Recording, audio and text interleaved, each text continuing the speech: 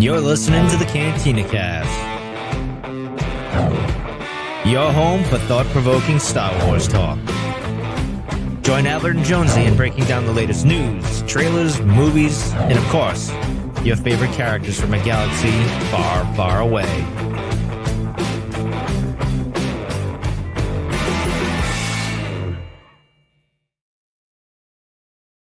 Hello, everyone. Welcome to the Cantina Cast. My name is Albert Padilla, and this is episode 604.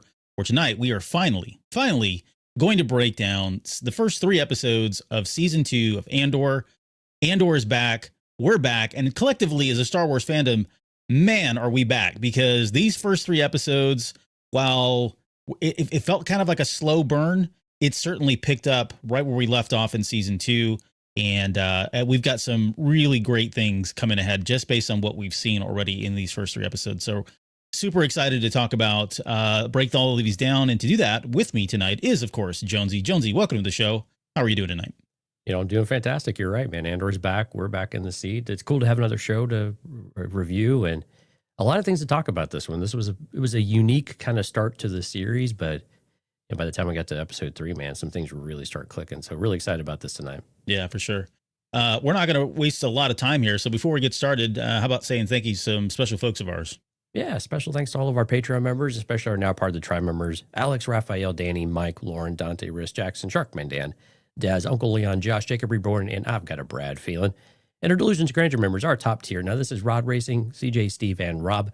A quick PSA, if you're looking to sign up for Patreon, cantinacast.com/Patreon, make sure you do it via the web. Do not do it via your iPhone or using Apple Pay because you will pay a 30% uplift.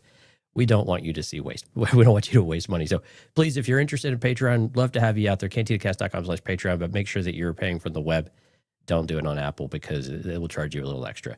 Also, huge thanks to all of our live stream folks. So cantinacast.com/YouTube if you'd like to come out and join the live stream. Like these amazing people so far: Skywalker's Academies, JJ Skywalker, Qui-Gon Jinn, One Up versus CPU, Jorge Castro. A lot of people already accumulate in the background. So thanks for coming out. We certainly appreciate it. We hope you'll stop by and say hi.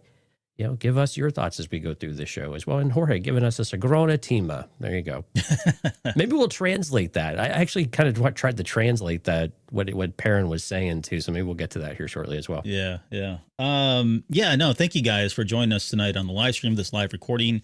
With every new series or every time there's a new season, we tend to pick up new followers. So if this is your first time with us tonight, thank you guys so much for being here. Hope you enjoy what we do.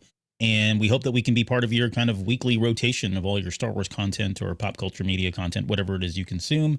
I do want to just quickly say that Sunday we'll have a Patreon show. We're going to break down some additional trailers that came out over at Star Wars Celebration. So I don't remember which one we're going to do, but it's one of the ones that was behind closed doors.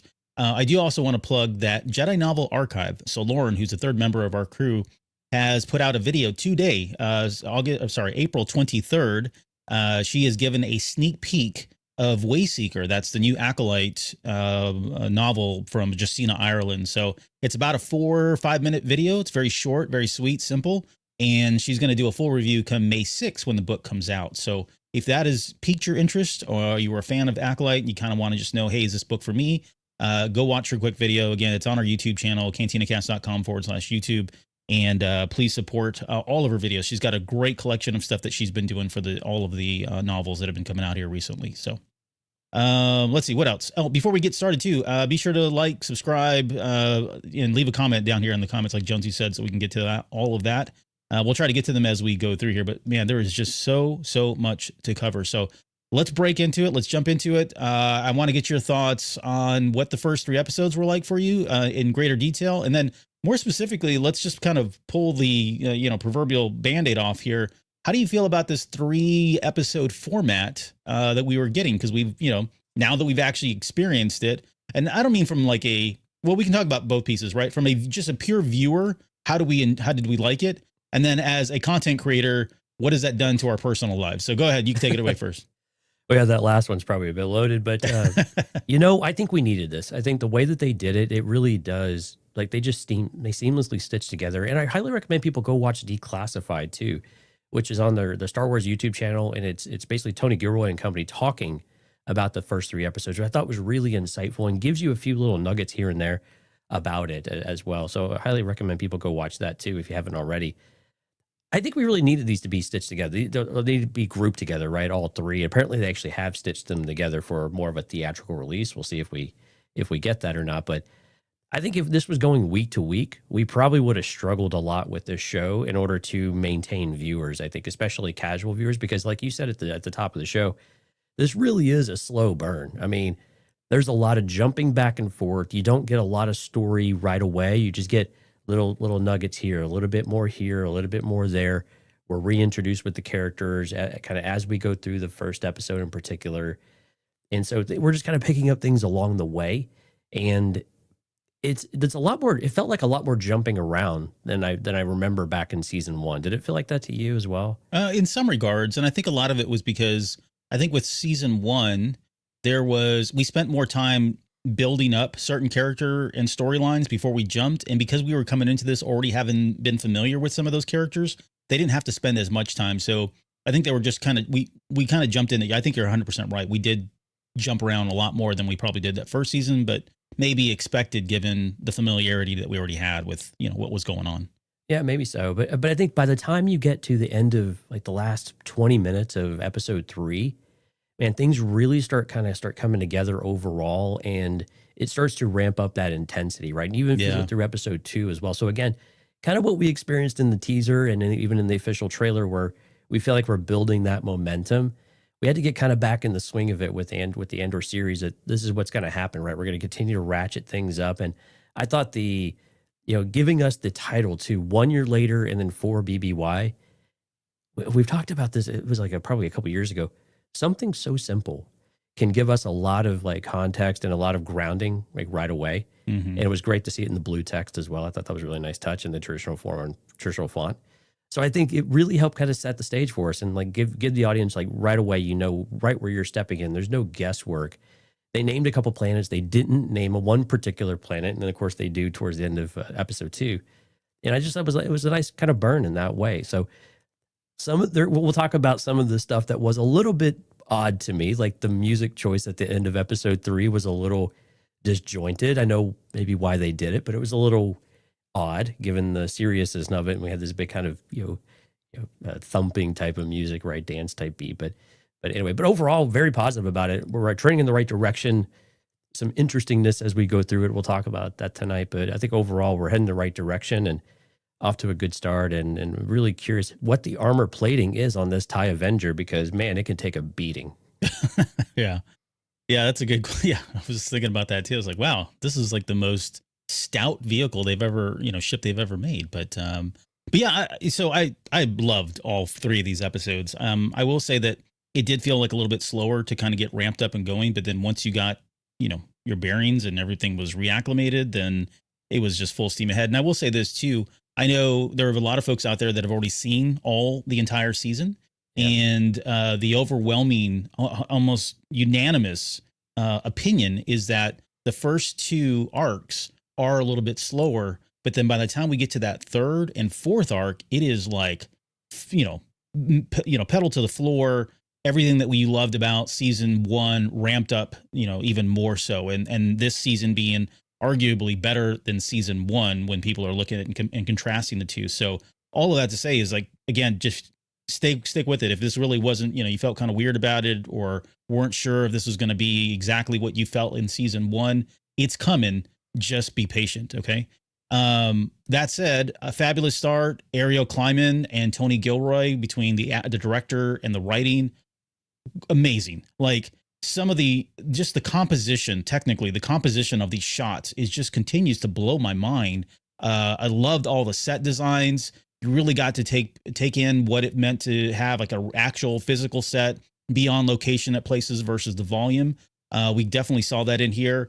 Ariel did like this. She had this like almost a 3-minute kind of, one shot that she did there when they were on Chandrilla. We don't normally get that in Star Wars, right? We don't normally see that kind of perspective.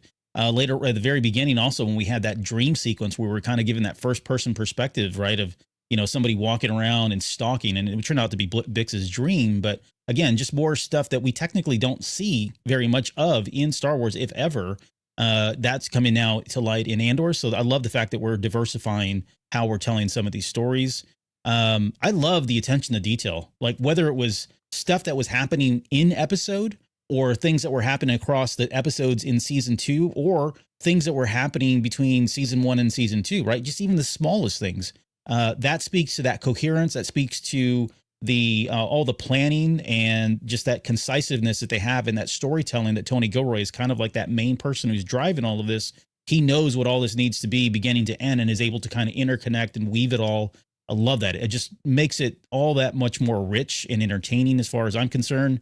And then, I just the fact that we're back. I mean, even like the smallest things when the logo came up and the music, which by the way, they changed the music in that second episode when the Andor logo came up, that was a little bit different, but hearing that for the first time, it brought back a lot of the feelings that I had from season 1, and some I would call them bad feelings, but really good bad feelings that I had from season 1. So it just was so like exciting to finally be back and watching Andor. I will say this, just to kind of answer my own question that I asked, I do like this format a little bit better. I think you're 100% right. If they had just cut it after episode 1, probably not a big deal. If they cut it after episode 2, I think there would have been people scratching their heads and going, okay, I don't know if this is really for me.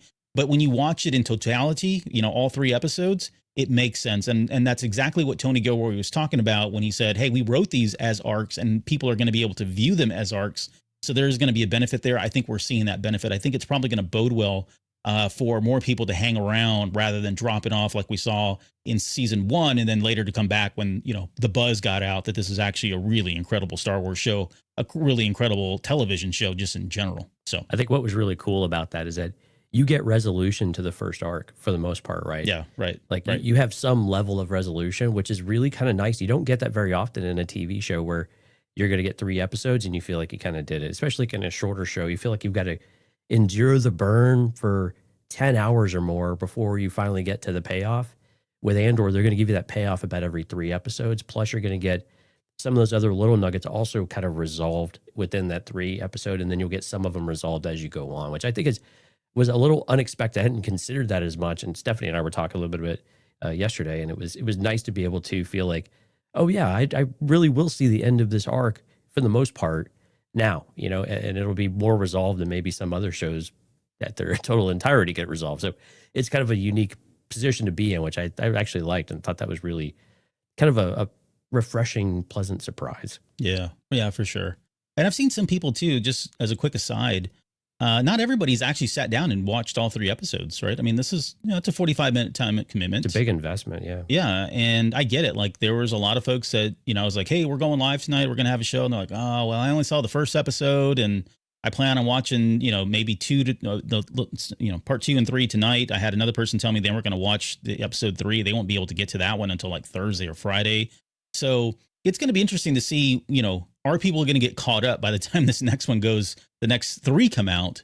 And is that going to be them like suffocating and drowning and maybe tapping out going, well, I'm already behind 3 episodes at this point. I'm just going to wait for the whole season to come out and then, kind of watch it thing. We'll have to see how that plays out. I've already seen little bits and pieces of that from some of the folks that I've been in contact with. It was a solid 2 hour and 15-minute commitment to watch the 3, and that's without stopping or pausing. I think I rewinded a couple little ones just to make sure I heard something right, but 2 hours and 15 minutes solid straight. So it's like watching a long Marvel movie at this point, or a full Star Wars movie. Yeah, which Thunderbolts was awesome, by the way.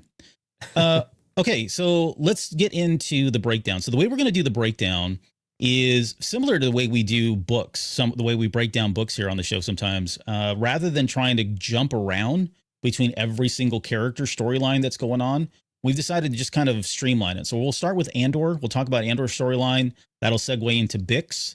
We'll take a nice comedic break and talk about the Deidre and Cyril Karn storyline. And then we'll wrap up with Mon Mothma's, because I think hers, fittingly, that's kind of how the episode ends as well. So that's how we're going to do it. So we won't be jumping back and forth. And, hopefully you've seen all these episodes. If not, spoilers are from here on out. So, all right. So we open up with a scene that we were waiting for. I wasn't sure where this was going to happen. I think we got word that it was going to be happening here in the first couple of episodes. But yeah, we are at Sinar, the test facility 73. We got to see the Tai Avenger. It's a prototype ship. And we've got where Andor is having this conversation with this technician named Nia or Naya. I forget how Nia, they pronounce it. But you know, he's about ready to steal this ship. First off, I got to say, out of the gate, I was surprised to see how much character development we got. Now, again, this name of the episode is 1 year later, so he's been involved with Luthen. He's probably had I would assume he's had some leadership roles, but what the words that were coming out of his mouth were almost a very stark difference to where we left him off in season 1, right? There's been some development there. There's some leadership skills that have been coming. He is kind of regurgitating some of this, you know, high level kind of concept talk and motivation. And he's really waxing it here with Naya. You know, he tells her it's going to be fine. Nervous is good. You're risking everything. You know, you can ask what you want. But he gives one of 2 great speeches in these first 3 episodes. And this is what I've been looking for mostly because of the Gilroy stuff that we've gotten last season. Right. But that first little monologue, that first that speech that he had here where he says, this makes it worth it. This right now, being with you, being here at the moment you step into the circle, which then I thought, oh, they step into a circle when they get married later on in episode 3. But he says, you made this decision long ago. The Empire cannot win. You'll never feel right unless you do, you know, you're doing what you can to stop them. You're coming home to yourself. You become more than your fear. Let that protect you. A lot of that feels like personal things that he went through, right? So we can see that as part of his development in season 1. Some of it feels like Nimic and some of the things that he was saying, right? It feels like a lot of this has just been, you know, how we see Andor evolving. But for him to go in at the very beginning of this episode and speak in that way, I thought was like really huge. I hope we continue to see more of that. I have a feeling he's going to get really pushed into this kind of, you know, flight or fight kind of mentality. And it's really going to become just the soldier, the person in the front lines. And I think that's when we get to Luthen pushing back and saying, look, you need to be more of a leader rather than a soldier. But I guess your thoughts on that initial like conversation before we get into the action sequence here. Yeah, I think we see some of this coming out of Cassian throughout the episodes as well, like 2 and 3 as well. So I like that we do get that progression. I think you're absolutely right. And I really enjoy that. And I think also it's also about, I think what he's talking to Nia about is really having a clear conscience as well. You know what you're seeing, you know what you're doing is wrong, but you're willing to do something about it. You're willing to step up and fight the machine and give up the things that are comfortable with for you and take that chance. And it's exciting. And some of it might be a little bit propaganda oriented and him making someone feel better than maybe the reality or maybe how invested he is in that moment. Or maybe he truly does see some amount of reflection in Nia in that moment. But I think it was also, they say a few things in these episodes that are mildly surprising, but make so much sense and they're so wonderful. Like her nervousness about admitting that she actually had fun working for the Empire. She found it rewarding. She had friends, right? The work that they're doing is interesting and it pushes your boundaries, or not in a bad way, but it kind of pushes your expertise. You have to go and learn new things, troubleshoot, figure things out. You know, it's exciting. It's rewarding in that way of being able to accomplish something. And I think it was really nice of Cassian to be able to acknowledge that, like, hey, there's nothing wrong with that. Like we're all working for something and we don't know what we don't know until we do. Yeah. But when we find out, we have a choice to make about what we're going to do, and you're making the right choice, and that's true bravery. So it was really nice for her to kind of have that vulnerability, but Cassian to recognize what it was, acknowledge it, and then say, that's okay. Yeah. This is what you're doing once you found out something was wrong. You know, you're still human. And I think that's the part of Cassian that's going to be really interesting to watch over the course of the entire season is going to be, does it feel like he's losing any of the, and maybe this is kind of a little bit to your point here, is he losing a little bit of that humanity, you know, and what does he have to do to be able to reclaim that in order to truly embrace more of a leadership role rather than just a soldier that's willing to sacrifice things and become kind of robotic to the cause, which is what we see for like a Saw Gerrera type as well. Yep. 100%. Zeralin says undercover Cassian always hits hard. We got to see that in Rogue One, of course. I'll come back to some of the other comments in a second, because let's talk about the action sequence, right? So he gets in this thing. First off, when I saw the controls, I'm like, what in the world? That was so great. Even like, you know, all the prototypes that we've seen in Rebels and other stuff, they've never had any kind of different controls. They all pretty much look the same. Right. But this was way different with that arm thing going on there. That's what Cassian was thinking too, man. What's that? That's what Cassian was thinking as well. He got duped, where he got he was told that he was going to fly something that he was familiar with. But yeah, I mean, this, you know, that whole action sequence was great, really. You know, everything from the Gatling guns. We had what was the troopers from Solo that made their appearance here? Oh, I can't remember their names, but they're so awesome to look yeah, at. Yeah. But, those guys were in there with the rocket. He had that little rocket launcher that he was firing. All of it was great. We suspected and speculated that this is kind of how this was going to play out. But just the unfamiliarity of that Tai Avenger and it being a true prototype, like even some of the stuff, the lights were flickering on and off at times. It really wasn't 100% working, even though Nia had already gone and did kind of like pre-check to make sure it was going to work fine. Then them dropping down and getting into that action sequence, flying to the caverns or through the mountainside there. I mean, we've seen that done in so many times, more recently from like Mandalorian, and we've seen it in Solo and just about everything else. But there was something about this and the way it was shot that felt just super adrenaline pump. Like I was tense when I was watching that scene, even though I'm like, I know he's going to live and I know everything's going to be just fine. But there was still something about it that just made it really special. So I really enjoyed that whole action sequence. We're not going to break everything down because it's, just fun to watch, but it was great stuff and great visual effects. My God, as I was watching that sequence, I'm like, I can't even believe this is television. Like this, that literally looked like some of the Star Wars special effects that we've seen on the big screen with probably larger budgets thrown at them. All right. So great stuff all around there. Yeah. I think of the entire first 3 episodes, I think there was only one effect shot that maybe I noticed that maybe looked a little weaker than the rest. And I think that was probably the car leaving at the very end of episode 3. But oh yeah, well, they spent all the money on this opening scene. They're like, we'll have to fudge that one a little bit. But you're right. The rest of it looked absolutely superb. And yeah, one thing I wasn't prepared for was how much comedy or maybe lighthearted moments. It was kind of like borderline on comedy. How much comedy was in the first 2 episodes in particular? Like how many moments where you would actually kind of chuckle or laugh or kind of cringe in a jovial type of way, like when Cassian thinks he's going forward, it's like this big heroic moment, only for him to throw it in reverse by accident and have drop an S-bomb and right. That type of thing. It's right out of the gate. You're like, oh snap, okay, this didn't really work out. But it kind of surprised me how many light-hearted moments there actually were throughout these episodes. It was uncharacteristic of an Andor series because we equate it to something so deeply serious all the time and life and death and galactic consequences. But at the end of the day, they're still kind of people. Yeah. Zeralin said he's incredible at adapting to situations. We've seen that a number of times in either Rogue One or season 1 of Andor. We saw it here on display in this opening sequence. Alex says the opening scene felt so alive and real. Everything was clean, so sharp, so much detail from his pilot uniform to the Gatling gun spinning. Yeah, it's that attention to detail, like I was saying in the writing earlier on. You definitely see it in spades, especially like scenes like this. And could we talk about the Tai Avenger, like just being a total badass ship? I know, it's so cool. All the little targeting things. It was like a video game is what it felt like. It felt like one of the video games we would expect of all the bells and whistles of auto tracking and everything is finally on an Imperial prototype vessel and just knocked it out of the park with all this thing can do, as well as, literally withstanding ramming into the side of a mountain.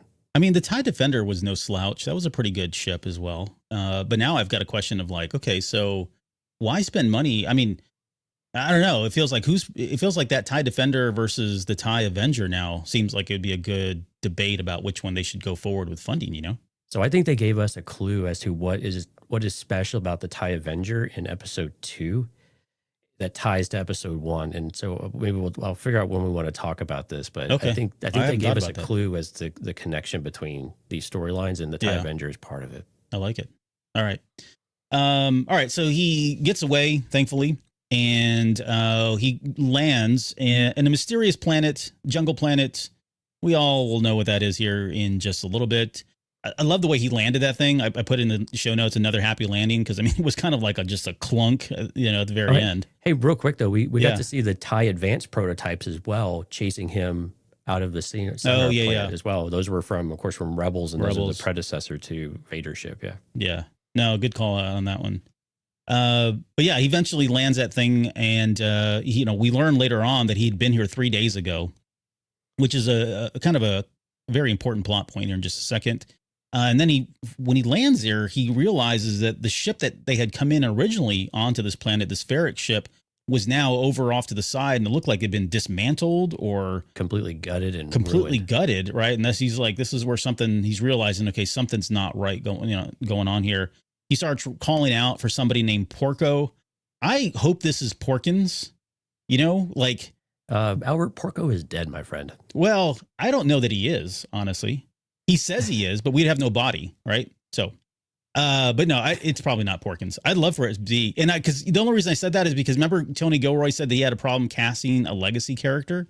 I thought, well, maybe he was talking about Porkins. I don't know if Porkins rises to the level of legendary characters, but he is in my book as far as, but you have seen him in a Speedo. So. Yeah, that's true. I have seen him in a Speedo. Oh, it's a comic book if anybody's interested. Okay, but yeah, they find that the ship's there. Eventually, he surrenders to two gentlemen that are kind of leading this group of partisans that are left here on this planet. One is named Gertis or Gertie, I forget now, and the other one was Barty. And they're part of the Maya Pay Brigade. And this is a brigade that was mentioned back in season 1, Saul Guerrera, when he's spouting off all these different kind of rebel sects that are existing or kind of starting to flare up. He mentions the Maya Pay Brigade. We learned that Maya is now dead too. So we'll have to, I don't know if they're ever going to circle back around on that. But the ship that Porco was supposed to take is the ship that's there and dismantled. And so he's kind of been now stranded here. They think he's some kind of a TIE fighter pilot when he's obviously not. And they want the Tai Avenger because they don't have a way to get off this planet now. So it becomes this kind of, I don't know. We don't need to get into all the details on this, but there is a lot of infighting that's going on with these guys, right? There's not a clear leader. Both Gertie and Barty, they both feel like they're the de facto leader now that Maya is no longer around.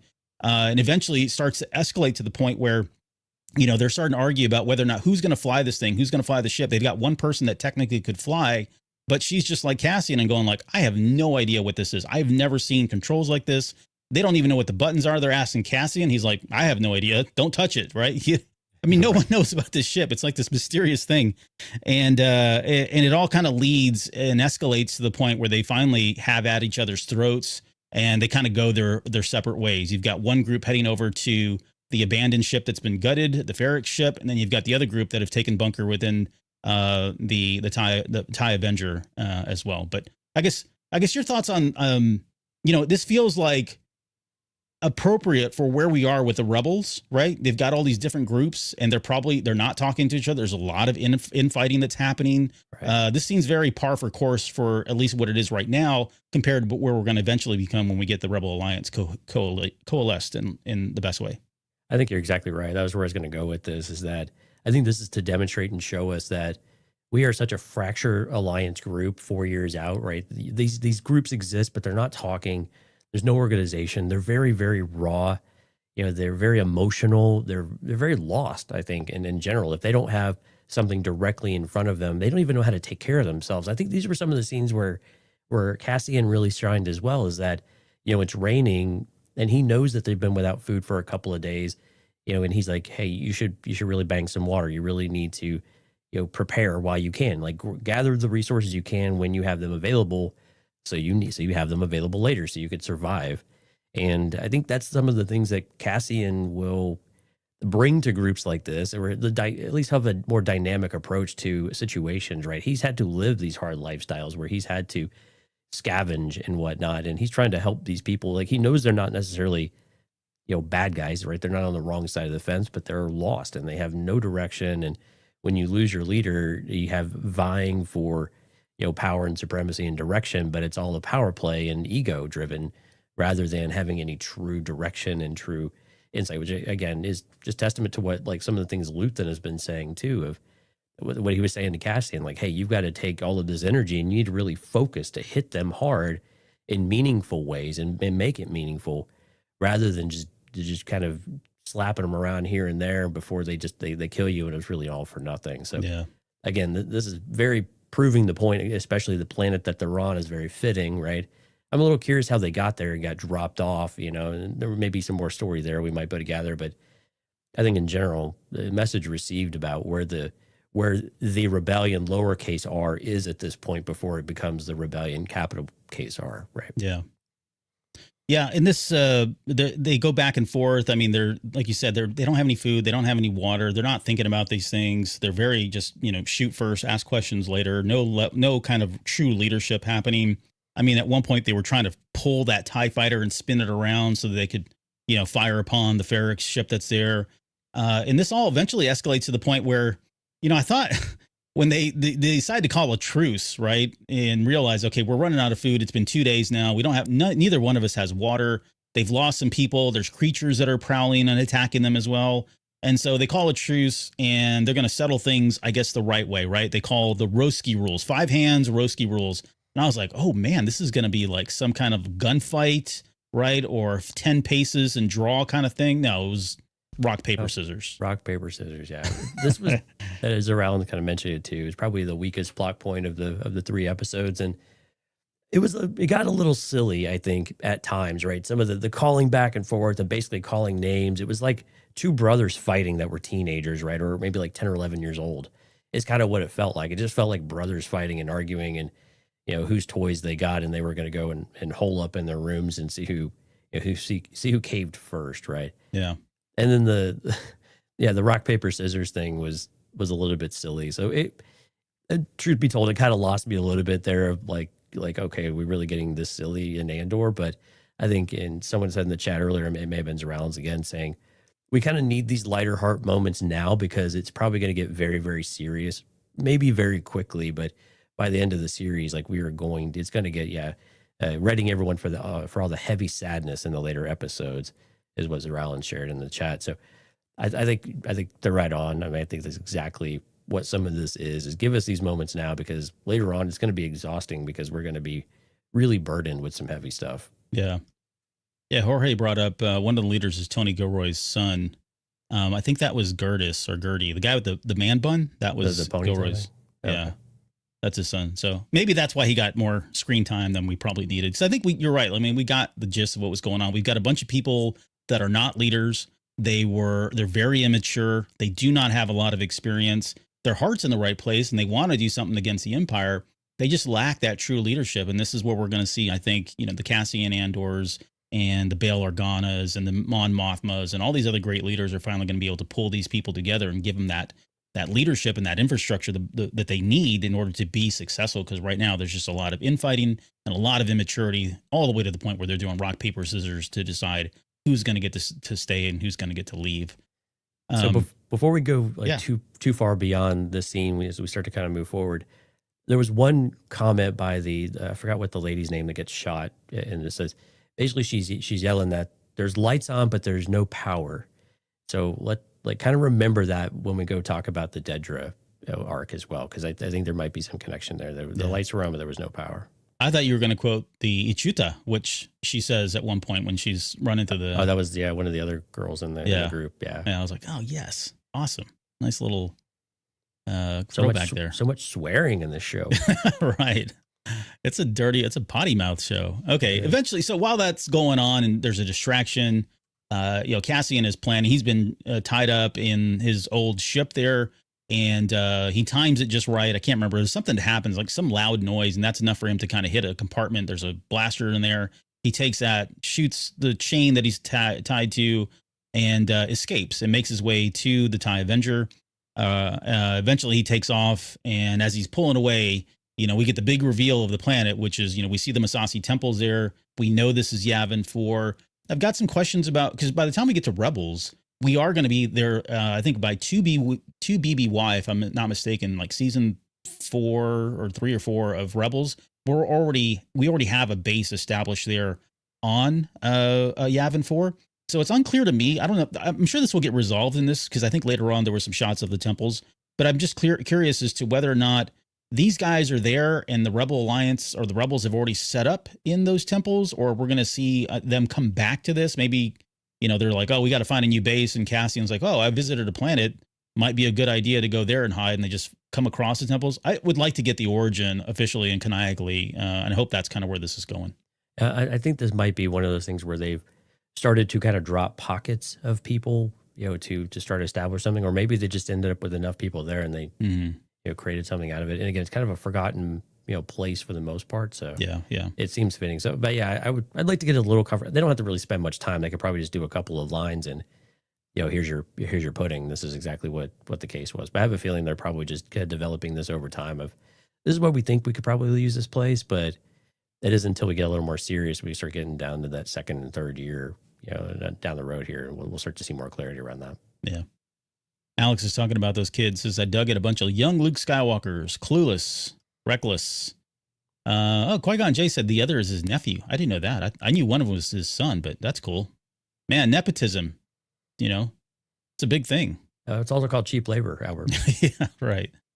I do it for nothing, so See? I'm right there with him. Cheap labor, yep. Cheap labor. That's my middle name. My middle name is actually Manuel, as in manual labor.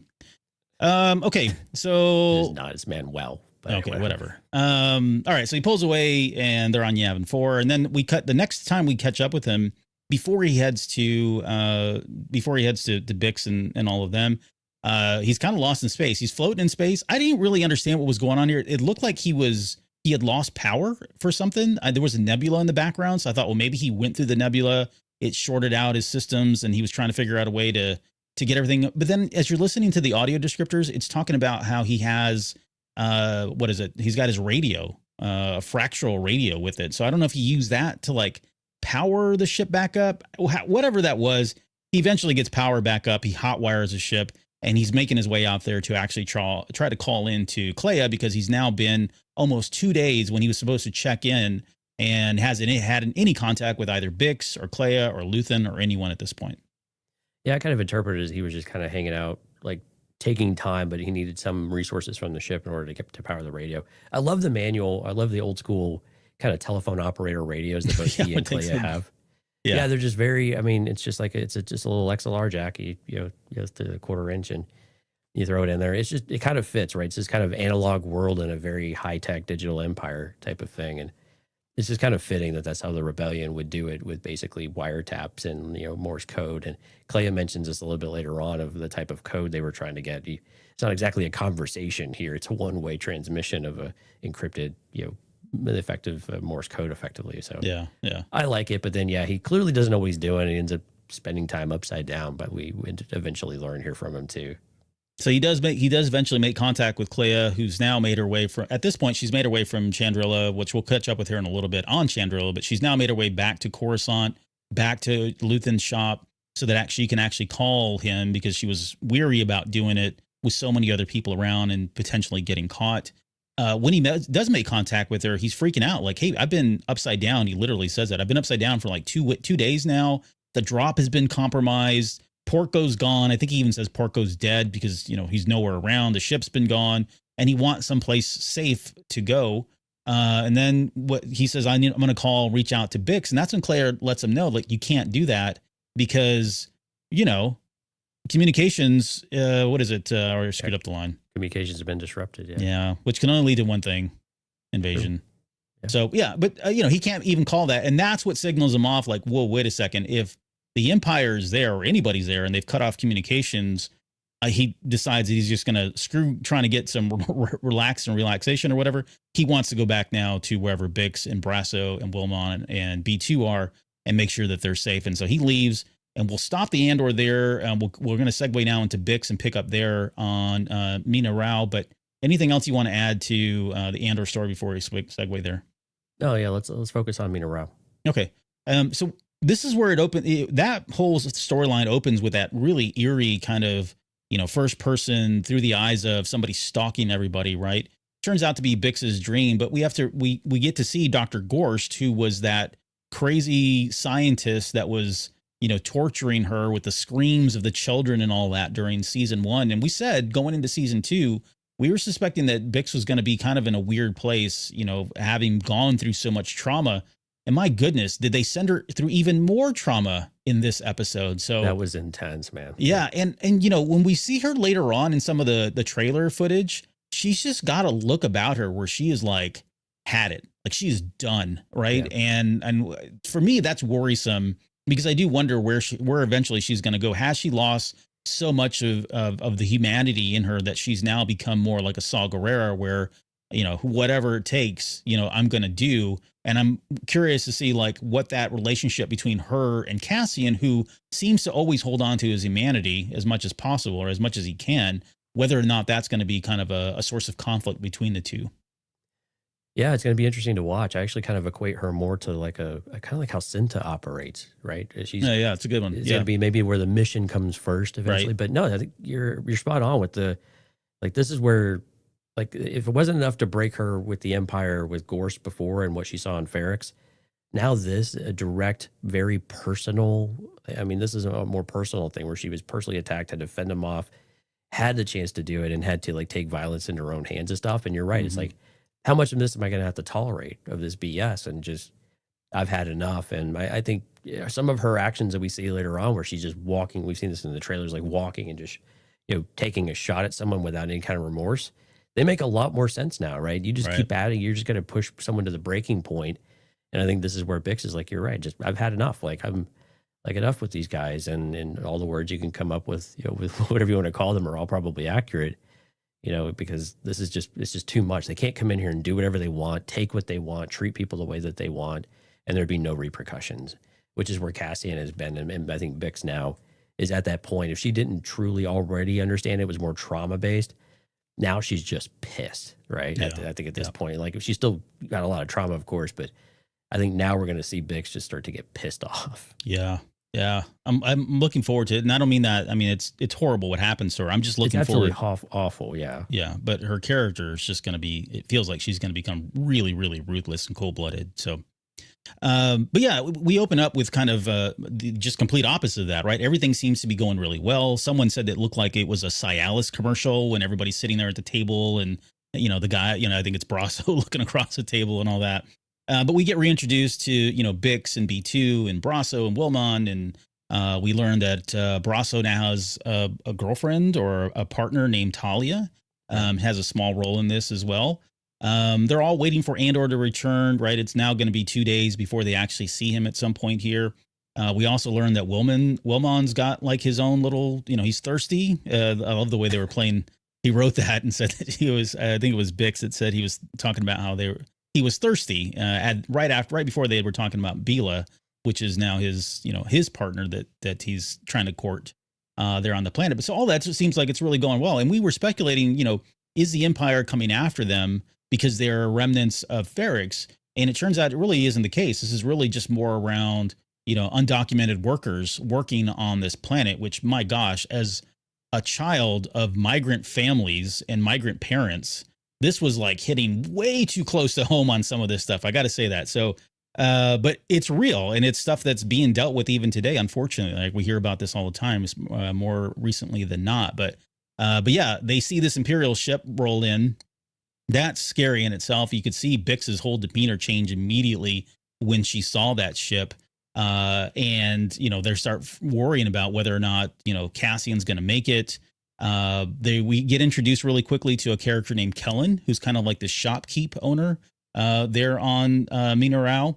And he's the one that kind of provides some information that, yeah, the Imperials actually have landed here. They're making their way around to different groups. I forget what they're called, sectors, or I don't know what it was. The different numbers, like they were 501, 500, and 493, and whatever it is. In a minute. Yeah. Yeah. But he says that they're going around and basically doing inspections, which leads us into, I guess, the Imperials getting dropped off, like actually making their way. I mean, their worst fears come to fruition when the Imperials decide that their base, where they've been working, is the next place that they're going to show up and start searching for undocumented workers. I guess any thoughts around that? And I want to just quickly say too that, we've talked a lot about, it takes a lot of food to provide to the Empire and to feed people on the Death Star and Star Destroyers and Super Star Destroyers and et cetera, et cetera. And we talked a little bit about, like in the Ahsoka novel, we've seen it in the comics. There are planets that the Empire has just completely taken over, right? For the sole purpose of like, hey, this one planet, we're just going to take it on because we need all the grain that needs to be fed off this. And it feels like this is one of those planets. I don't think anybody's working here because, they've got a lot of independence. And the fact that it's, again, it mirrors real life world where the Empire needs these undocumented workers to do it.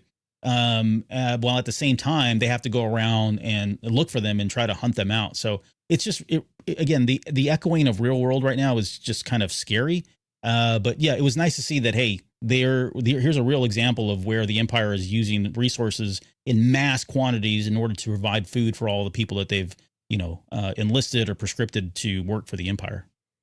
The Ahsoka novel and even Tales of the Jedi, the Ahsoka arc there touched on a little bit. Oh on yeah, that as no, well. it's a good one. Yep, right. Yeah. So again, very much in line with it. And I think, I kind of differ maybe a touch here, thinking that I think these people probably did work on these farms. And this is probably their home planet, many of them, maybe not all of them, of course, but many of them. And this is kind of what they did.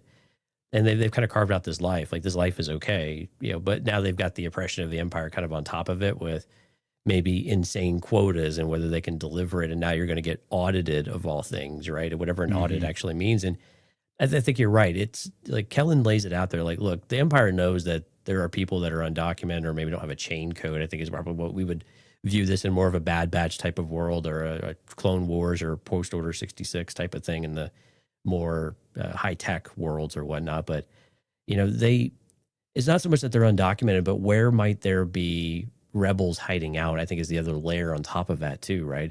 Because the only people that potentially, again, imperial type of thinking, I'm not worried about those undocumented. I'm worried about those intentionally undocumented trying to hide from us that are causing, dissent and causing issues with the Empire across the board. And they think they can hide out of these worlds to lay low for a while and, escape their point of view, or escape their, the mothership eye. So I think it's kind of multi-layered about what they're doing. And of course, they've got the arrogance to come in and kind of do whatever they want in these situations too. But I think it's probably a little bit multifaceted, because you're like, well, why would they audit, some of this stuff? Is it really that important? But to your point, yes, it is that important, because they need to completely resource strip a lot of these planets, whether it's food, minerals, whatever kind of resource it might be. We know they need everything all the time, and they don't care if they completely raise the land as a result of it, as long as they get what they need in that moment, because they'll just move on to the next planet and completely destroy its resources too. Yeah, I mean, there's like a subplot in here, and he doesn't lay too heavily into this, but it is that criminalization of undocumented people, making them the enemy, right? In order to further their propaganda as a fascist regime. That's generally what happens. They will find a particular group of people, and even though they need them, they'll still criminalize them and not victimize them, but criminalize them in order to, gain, support from other people, right? This is the enemy. These are the people that are scary.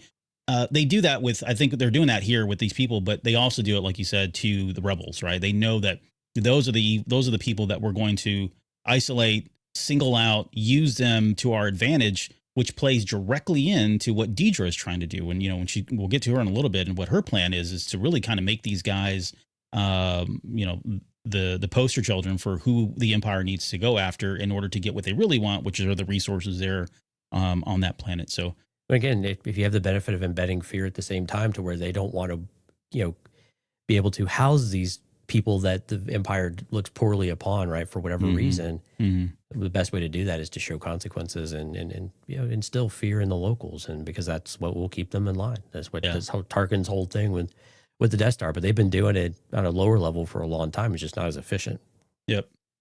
So on that note, when we mentioned that the Empire does make their camp the next one, their mining area or their farming area, their next kind of place to audit, they dispatch 2 transports immediately. They show up there at the shop there, and we get our first introduction also to Lieutenant Croll.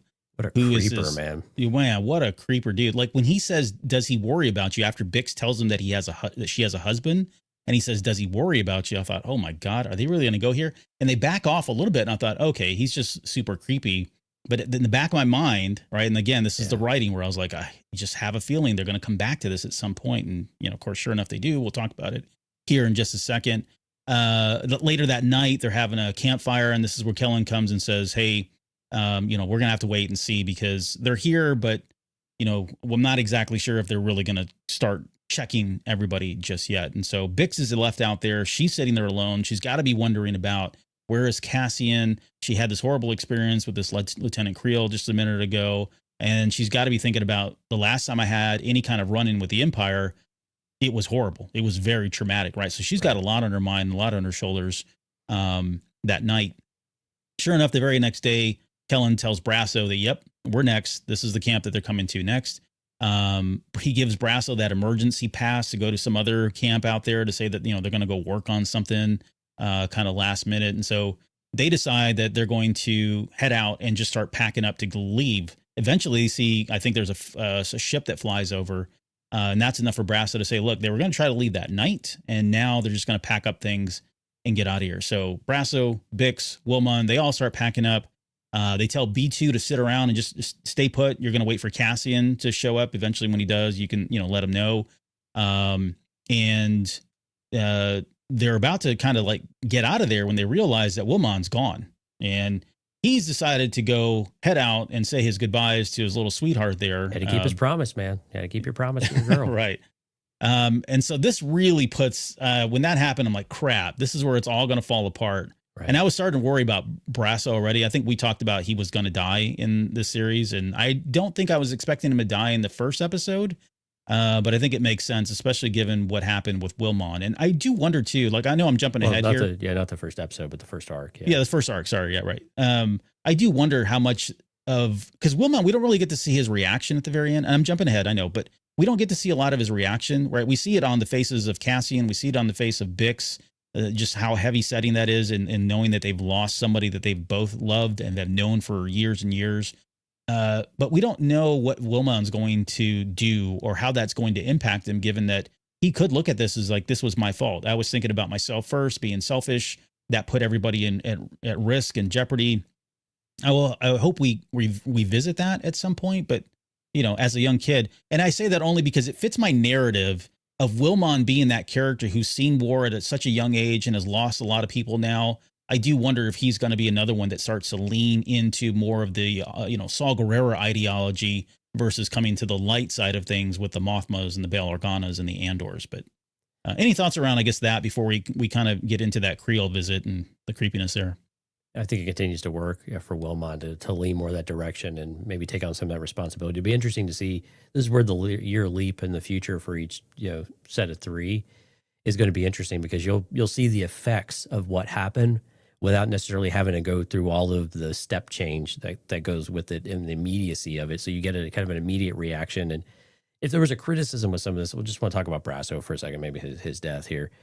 I think if there was a criticism I had in kind of this area is that Brasso kind of died anticlimactically in a way. Like he didn't really, there was no kind of emotion to it. It was very kind of dry. And then we had to kind of move on really quickly too. So I think that's the one thing that, by kind of rushing past it and having to get off planet, and I know that the story kind of drove that, without question, but not being able to kind of sit in that for a minute didn't quite feel right though either, and leaving someone behind. I know Cassian clearly didn't want to leave him behind, but I think to jump ahead and still be able to see the effects of some of that, just like we saw with Bix in the first episode in particular, with the legacy of Gorst, and now what's going on with this tool, Croll. It'll be interesting to see like what the lasting effects of that are on someone like Wilmon. And I think with Cassian, the losses are just kind of mounting. Mm-hmm. So I think people need to be prepared. I mean, I think this is what's going to happen every arc. I think we're going to lose one or more people pretty much every arc. I kind of felt like this going into it. And quite honestly, it kind of makes sense for Brasso to be the first, because they were on a remote planet. They can't all keep going. What do you keep writing for Brasso at that point too, I think. But I think it just makes sense for the characters. And I think for Bix to lose a little of that of herself, like we talked about the traumatic events, but also now you don't have kind of the heart of the group, right? Brasso is kind of that warm fatherly figure with the warmth, right? And the one that kind of protects a little bit too. He's kind of like the rock for all of them. Yeah. It's a great way of putting it. I think when you lose that, there's a certain element of that that's just gone. And you take the governor off, or you take that limiter off of what you're kind of how you're willing to think and behave and do, because you don't have that person there to kind of keep that in check. And I think with Bix, I think again, it's kind of all leaning towards Bix more so than Andor, because Andor's already done so many things. So where I think this is where Bix's arc is just kind of empowered and emboldened that. I think Wilmon will be a piece of that too, but I think this really continues to lean on Bix a bit more. Yeah, no, it's sad and tragic, but I think you're 100% right on that. We get another visit from Lieutenant Croll, who visits over at where Bix is at. This is as Bix is trying to call Cassian. She's on there. She's trying to signal him. I forget what she said, like stone and something, which was what they were saying at the end of season 1. I forget now, but but using code words, and you can hear Cassian trying to talk to her, but stuff's breaking up because of all the interference that they're doing. And once he gets out and he sees her, he's starts in on this whole no sign of your husband. I thought, oh my god, this dude. And this is where Woolman decides to run back to the trailer after he realizes that his speeder is now where those two transports landed, and so he doesn't have a way to go jump on that speeder and get out of there without causing a bunch of alarm. We cut back over to Croll. He's taking off his hat. He's fixing his hair. He's looking at himself in the mirror. He's talking about how, you guys are illegals, but it's more nuanced, right? Almost kind of playing into this like, hey, I know who you are, and now it's going to be a quid pro quo kind of thing, right? Yeah. You're going to give me something in return. I'm not going to turn you in, and or I'm not going to kill you kind of thing.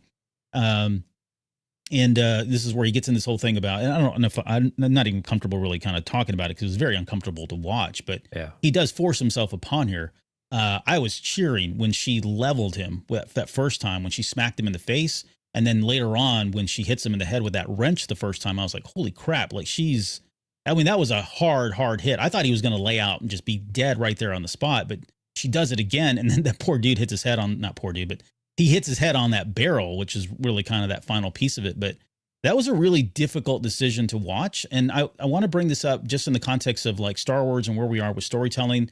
Like it's still borderline PG-13, right? We didn't actually have it. And I don't want to say the word either, what he was trying to do, because I didn't know this. I've seen a lot of other content creators talk about this. If we say the R word, then our video can get flagged and it can come down and some other stuff. But where he was going, I think we all knew where he was trying to go. How do you feel about that being introduced into Star Wars? I've got my own thoughts and opinions on it, but I just kind of want to know more or less, were you okay with it? Outside of the uncomfortableness, is it appropriate? Is it something that we needed in Star Wars, specifically in this story? And then just as a reminder, Tony Gilroy has come out today and talked a lot about this. And he did mention that, look, he was trying to portray this as what all fascist governments do, right? Whenever there's a takeover of a certain group in a fascist regime, historically, these types of horrific acts take place because they feel so empowered to do so. And he was just trying to show the reality that somewhere in the empire, you're going to have these scumbags like this that are going to try to do those things. And so that was the perspective. That was at least the context of why he decided to do it. It wasn't just to like, oh, I can't wait to do this and put it into Star Wars. But I guess your thoughts and opinions on, seeing it happen for the first time in Star Wars in the context of Bix and her relationship. Well, and that they used the word in the series, I think completely shocked me, because I was like, oh my gosh, this is what's happening. And then for her to like yell and call it out like for what it was, like it was just, it floored me. And do we need it in Star Wars? I don't know that we do. Were there probably other ways they could have done something like this? Yes. But I think also, like, to Tony Gilroy's point, I mean, people in power will abuse it, especially when they feel like there are no repercussions. And unfortunately, this is a reality, right? With someone in a position of power, someone that they view as weaker and needs an out on something, and they feel like they have a advantage over that person, and they're helpless, and they just want to, whatever, you fill in the blanks here, right? Whatever they want to do. And so do we need to go this far in Star Wars? Maybe not, but I think it also speaks to the more adult nature of the show. Yeah. And the more adult context and topics that we have to address and be aware of. And, I probably would have been okay with this if this was not there. And that's not to brush the subject under the carpet or anything like that in particular. I definitely don't want to do that, because it's a real problem. But at the same time, was this a little over the top? There's an argument there for it, I think. But at the same time, I mean, it's powerful stuff. I mean, it's powerful stuff. And you look at Bix and you see how she's not going to give in to that, and how she's going to kind of take her power and her wrench and beat the crap out of the dude. And rightfully so. And that the empire is not going to stand for this. And I think, to Tony Gilroy's point, whenever you have a government and you have people individually that want to do this, you have to fight back. You can't, you have to kind of rise above and get past and somehow move beyond and move forward. Maybe not move beyond, but move forward in order to kind of reclaim that. And I think this is where it's going to be interesting to follow Bix throughout the series and see how do each of these moments each contribute to one another. And this is an absolutely horrible and abysmal moment, but what does it do for her character moving forward? And what does she do with this and take it and kind of become as a result of one of many experiences that she's had? So it's a complicated question that we could probably talk about for 20 or 30 minutes, but I think still very powerful in its own way and very adult in theme. Yeah, I think it's, as much as I mean, I'm glad they didn't go through with it, and it is what it is, whether they did or not, right? Whether the full act was taken, it still happened, and it still is that thing. I think what you said was on point. Like, it is appropriate for this show. I wouldn't expect this in any other show that's ever come out from Disney. I would have never, or from Star Wars, Lucasfilm, whatever. I would have never expected this. I don't think it's something that we would typically even see in movies, right? That seems like something that you would see in a movie before you see in a TV show. Thematically, though, given where we are with, seeing just everything that we've seen so far that come from a fascist regime, to Gilroy's point, I really think that it was the right thing to do. And I say that because it brings awareness to what people can do with power. Eventually, some of these people go on to be presidents of the United States. But it does speak to that, and it's real, and people need to be aware of it. And I liked what we got here. The only part of me the part that really bothers me is that I've always said that Star Wars female characters tend to get put through the ringer, right? We've talked about this with a number of characters. Like, it feels like every time we have a really good, strong female character, they really put them through the worst experiences whatsoever. And I can't think of any experience worse than this one.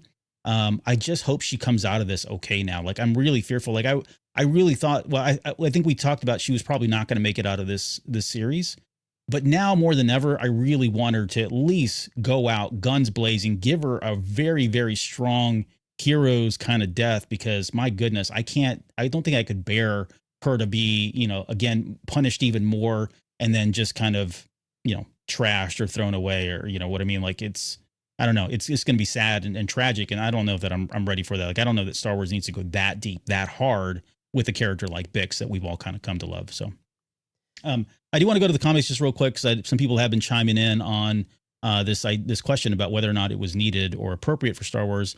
Zeralin says it fits thematically with the show. This is more about a personal, intimate perspective of the Empire's abuse of power to individuals.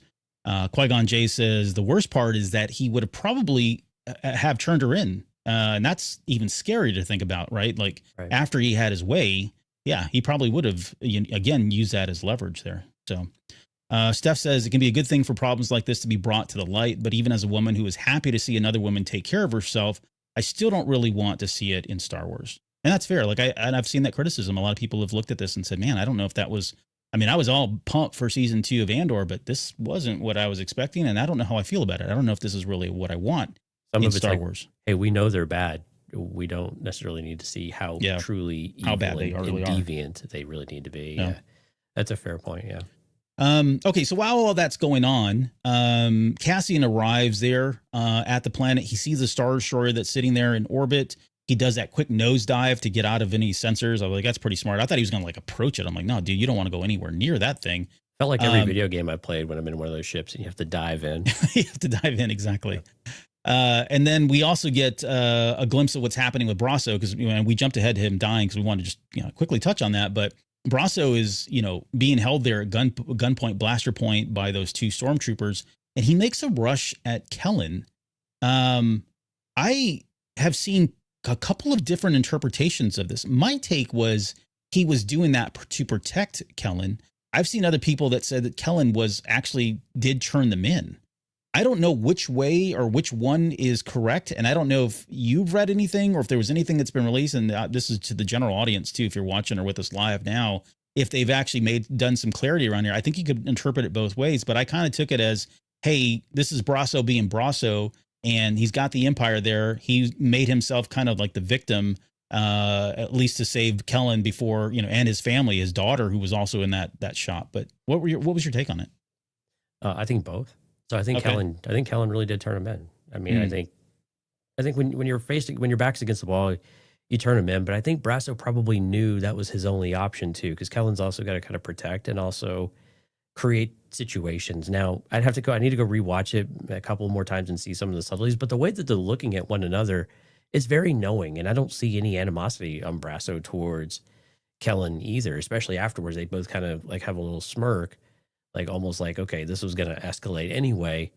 And he's doing this because Kellen's kind of getting behind them. And then, and Brasso's able to do some things. So again, it's like, what's your best shot at some of this stuff, and kind of bring them all into one place? Maybe is that an option? I don't know. So it's a scene you need to go take a little more, have more time with, I think, to maybe answer some of those questions. I think I've only watched 2 of the episodes 2 times, and one of them like 1 and a third or something like that. So yeah. I haven't had enough time to really sit with it, but there's stuff going on there. And I think you've had less than 24 hours, buddy. Come on, don't give me that. Right. I had plenty of time to do this. Plenty of time. Sorry, I didn't mean to cut you off. Do you want to finish your? No, I think that's it. I mean, I think that's more or less it. Okay. Hey, Wyatt, hold your thought, because I think Jonesy and I both have that in our show notes here a little bit later when we get to the Chandrilla wedding ceremony. But just want to go back to, we'll pick up after the creepier moments in that scene between Bix and Lieutenant Croll. But she whacks him with that wrench the first time. She gives him another wallop on that second time. There's the guy outside who they don't say his name. They said it in the audio description. They called him Corporal Pike. He hears, the Lieutenant Croll scream after he'd been hit the second time. And that, he's taking a nap. He wakes up, starts heading over there, and he witnesses Croll come out, fall off the stairs, bump his head on that barrel, and, basically die. While that's happening, Willimon takes a shot at him. And so he turns to shoot Willimon. And it's at that point that Bix pulls out a blaster and kills Corporal Pike. So she's got blood on her hands. They've now killed 2 Imperials, which this is bad, right? This is going to start. We already know what this happened. This is the whole reason we got into Andor to begin with. At that point, we've got Andor, who kind of flies in overhead. He sees the transport there on the ground, knows exactly what to do. We've seen this in the trailer where he kind of circles back around, opens up fire on it, blows up the transport. Brasso, while that's going on, sees commotion's happening, decides to jump on his speeder and take off. And, the one time that we've got a stormtrooper with like pinpoint accuracy. Well, he took a fair amount of time to sit there and aim super slow motion. He was really walking. Yeah. He's like, I'm not going to miss this time. Right. Brasso's a pretty big guy too. So yeah, true. He's a little bit broader target. He's a little bit broader target, unfortunately. That's what I was saying. It was a little anticlimactic. You barely even see the shot leave the stormtrooper's blaster because they cut so fast. Yeah. And then you never see the end of it, and you just kind of see Brasso laying there. So a little anticlimactic there. There were a few nitpicky moments in these 3 episodes that you can kind of do. But I think that was one of them that kind of hurt a little bit of as much time as we had kind of with Brasso. And we could always argue we didn't have enough time with Brasso, but at the same time, kind of an important character to Bix and Andor, and to kind of die a little unceremoniously without really kind of a proper moment. It felt a little, I don't know, just a little, like a little bit of a void there. But again, you can't linger too long on these things either. You got to keep moving. Yeah. I mean, I think I took, I think I was okay with it. Well, to be fair, when we did the final hype show, we said Brasso was going to die. And again, I wanted him to kind of have that warrior's death, right? As big as he is, taking on a bunch of people kind of thing. And that didn't happen. But at the same time, you could maybe justify his death with the fact that if he did save Kellen, right? Yeah. Then at least he didn't die in vain, right? He died protecting them and potentially saving Wilmon and everybody else, right? So, but yeah, you're right. I mean, it was kind of anticlimactic, and it was shocking, honestly, because I didn't think he was going to die at that moment. I thought he was getting away cleanly. It was only after like the second or third viewing that I was really hyper focused on that one stormtrooper that they kind of panned in on to show that he was taking his time to take that shot.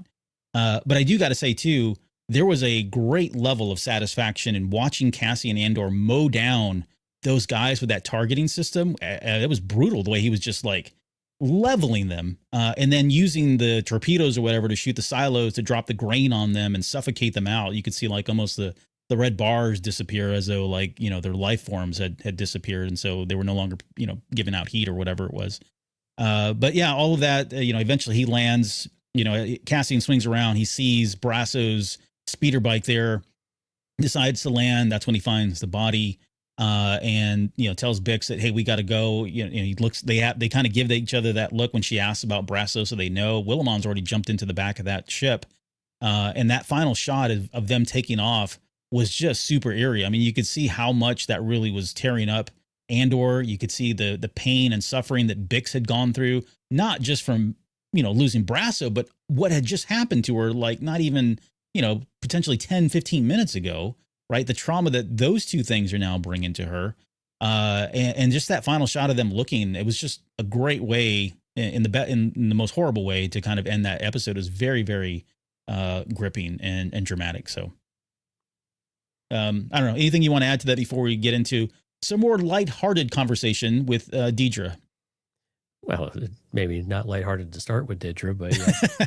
No, Right. I think that's a good place to wrap up on. Yeah. All right. Let me just go to the comments real quick here. Zeralin says, yeah, I didn't know Brasso was shot till I got online. I thought he got hit by debris from Cassian firing at the refinery equipment thing. Yeah, the cut was just a little bit weird there. It was weird, yeah. But I think it was intentional, right? It was supposed to kind of like, oh, surprise, he's not going to get up. My Star Wars guy says, I thought it was supposed to be a suspenseful. It fell flat. So kind of agreeing with you there. One Up says, so this is like Game of Thrones of Star Wars. That's what I thought after that scene and the wedding. Oh, yeah, I can see the parallels there for that. Reefer Man says, love it so far. Yeah, thanks, man. We've been enjoying this discussion so far as well. Okay, so let's get into Deidre.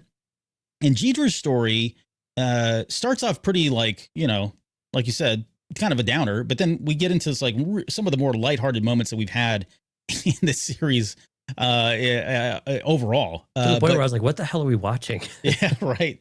But Krennic is in this first scene, and that was great that we opened up with him. They're on someplace called the Mouthing Divide, which looked like it was kind of like the divide. I was thinking it was probably the mountain range that they're in, whatever that is. But they're in secrecy, right? He's brought everybody together.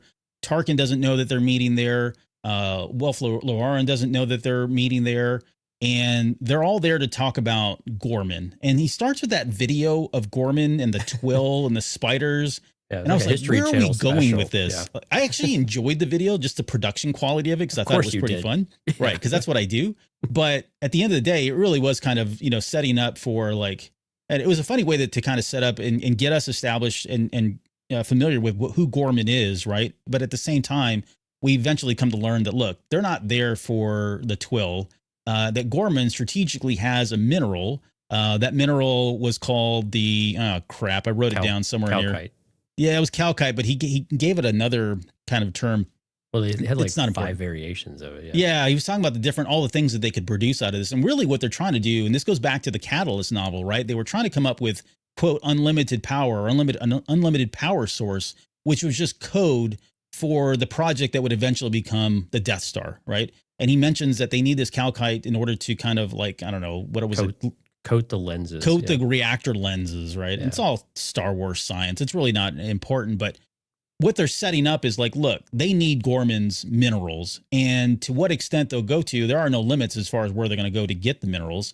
And so he's brought everybody together to talk about, okay, how do we go about taking the minerals from these people? And we can go about it a couple different ways, right? He brings in these 2 propaganda nerds that are talking about, look at all the amazing things that we've done in the past, and we can really make them kind of like the victims and just take it from them that way. And what was really interesting, if you listen to the auto descriptors, when they show Deidre and they show her face, it mentions that she thinks of an idea and she has a rapture as she's thinking about that idea, right? Which is really horrible, because we come to find out after she's talking to Krennic that her idea is that they need to find a way to make, she says, you need a radical insurgency you can count on. You need Gorman rebels you can depend on to do the wrong thing, right? Set them up to a point where they're going to break, they're going to bust, and they're going to become the enemy. And therefore they can just willfully take all the minerals, and people aren't going to really put up a fight about it because they're horrible people, as they've, as clearly by their actions. Now they've justified why they can take the minerals. Oh, and by the way, he does mention that if they take the minerals, that there is a risk of, quote, total collapse. He called it stark challenges, which I don't know if there's challenges any more stark than a total collapse of your planet. But I guess any thoughts, give me your thoughts, I guess, on seeing Krennic, Deidre's plans, and then ultimately what they plan on doing here with Gorman, which we know is going to eventually lead to the Gorman massacre later down in the series. Yeah, I think some of the importance of Gorman is because of their resources that they have, and they talk about this in the meeting, is that they do have power and influence in the Senate, and it's a planet that is recognized, right? So I think that's why they need to destabilize and they do something severe, because really they want to get people probably off the planet, but they know that's not realistically going to happen, because they know if something happens catastrophically, it's going to look really bad on the Empire, because you could just you could concoct a mental image of this planet probably just completely breaking apart from the drilling, because it's not an easy process. They've got the drilling and everything kind of set up to be able to do it, but it's very invasive, and it sounds like they've got to go pretty deep, right? They got to go all the way to the core. So it just destabilizes everything. So it's a lot easier to sow this chaos and be able to completely destabilize the world. And that's Dedra's kind of plan, right? This is really what you need, because to do it artificially, and they've already kind of tried some of these things and tease some of it out with the propaganda, is that it's been kind of successful, but it just takes way too long, and the Empire is ready to go. They need this to do it. If you believe Krennic, by the way, it was really great to see Krennic, and I think some of this stuff, because you always question about how much of Krennic is actually posturing. So when he drops the Emperor's name, I was just meeting with the Emperor yesterday. Yeah. We were just having a beer. Right. You were meeting with the Grand Vizier. Let's be honest. You were right. You were meeting with Masameda, not the Emperor. At most. Right, at best, yeah. So it was one of those things. Do you believe him and all the secrecy and just name dropping the Emperor left and right? Who knows what the actual truth of the matter is? But it sounds like they just don't have the time to do it. They don't have the patience or the tolerance, maybe is maybe more accurate, to be able to do this in a more life preserving way. But I think also as he's going around the room, you see different perspectives, and maybe he's almost gauging of, okay, who is willing to do whatever it takes to accomplish these types of tasks, and who is going to get soft, and who is not going to make the hard decisions that say that, we want to preserve life. We don't want to, I agree with the Empire. We need to do what we want, but we don't need to kill people over it. Or you're going to be in the camp where, no, we need to do whatever we need to do because the Empire is the most important thing. It's a worthy sacrifice, for the greater good. The idea of unlimited power is really interesting, besides, a meme, for the most part. So, right. Alex already called it out in the chat. I saw that. Yeah. But I mean, it's also one of those things, and this is where like the Tai Avenger might be coming in too, because I'm wondering if the Tai Avenger is almost a prototype for this power. And like when she was talking about it has lights but no power, so clearly there's power going through, but they can't sense anything from it.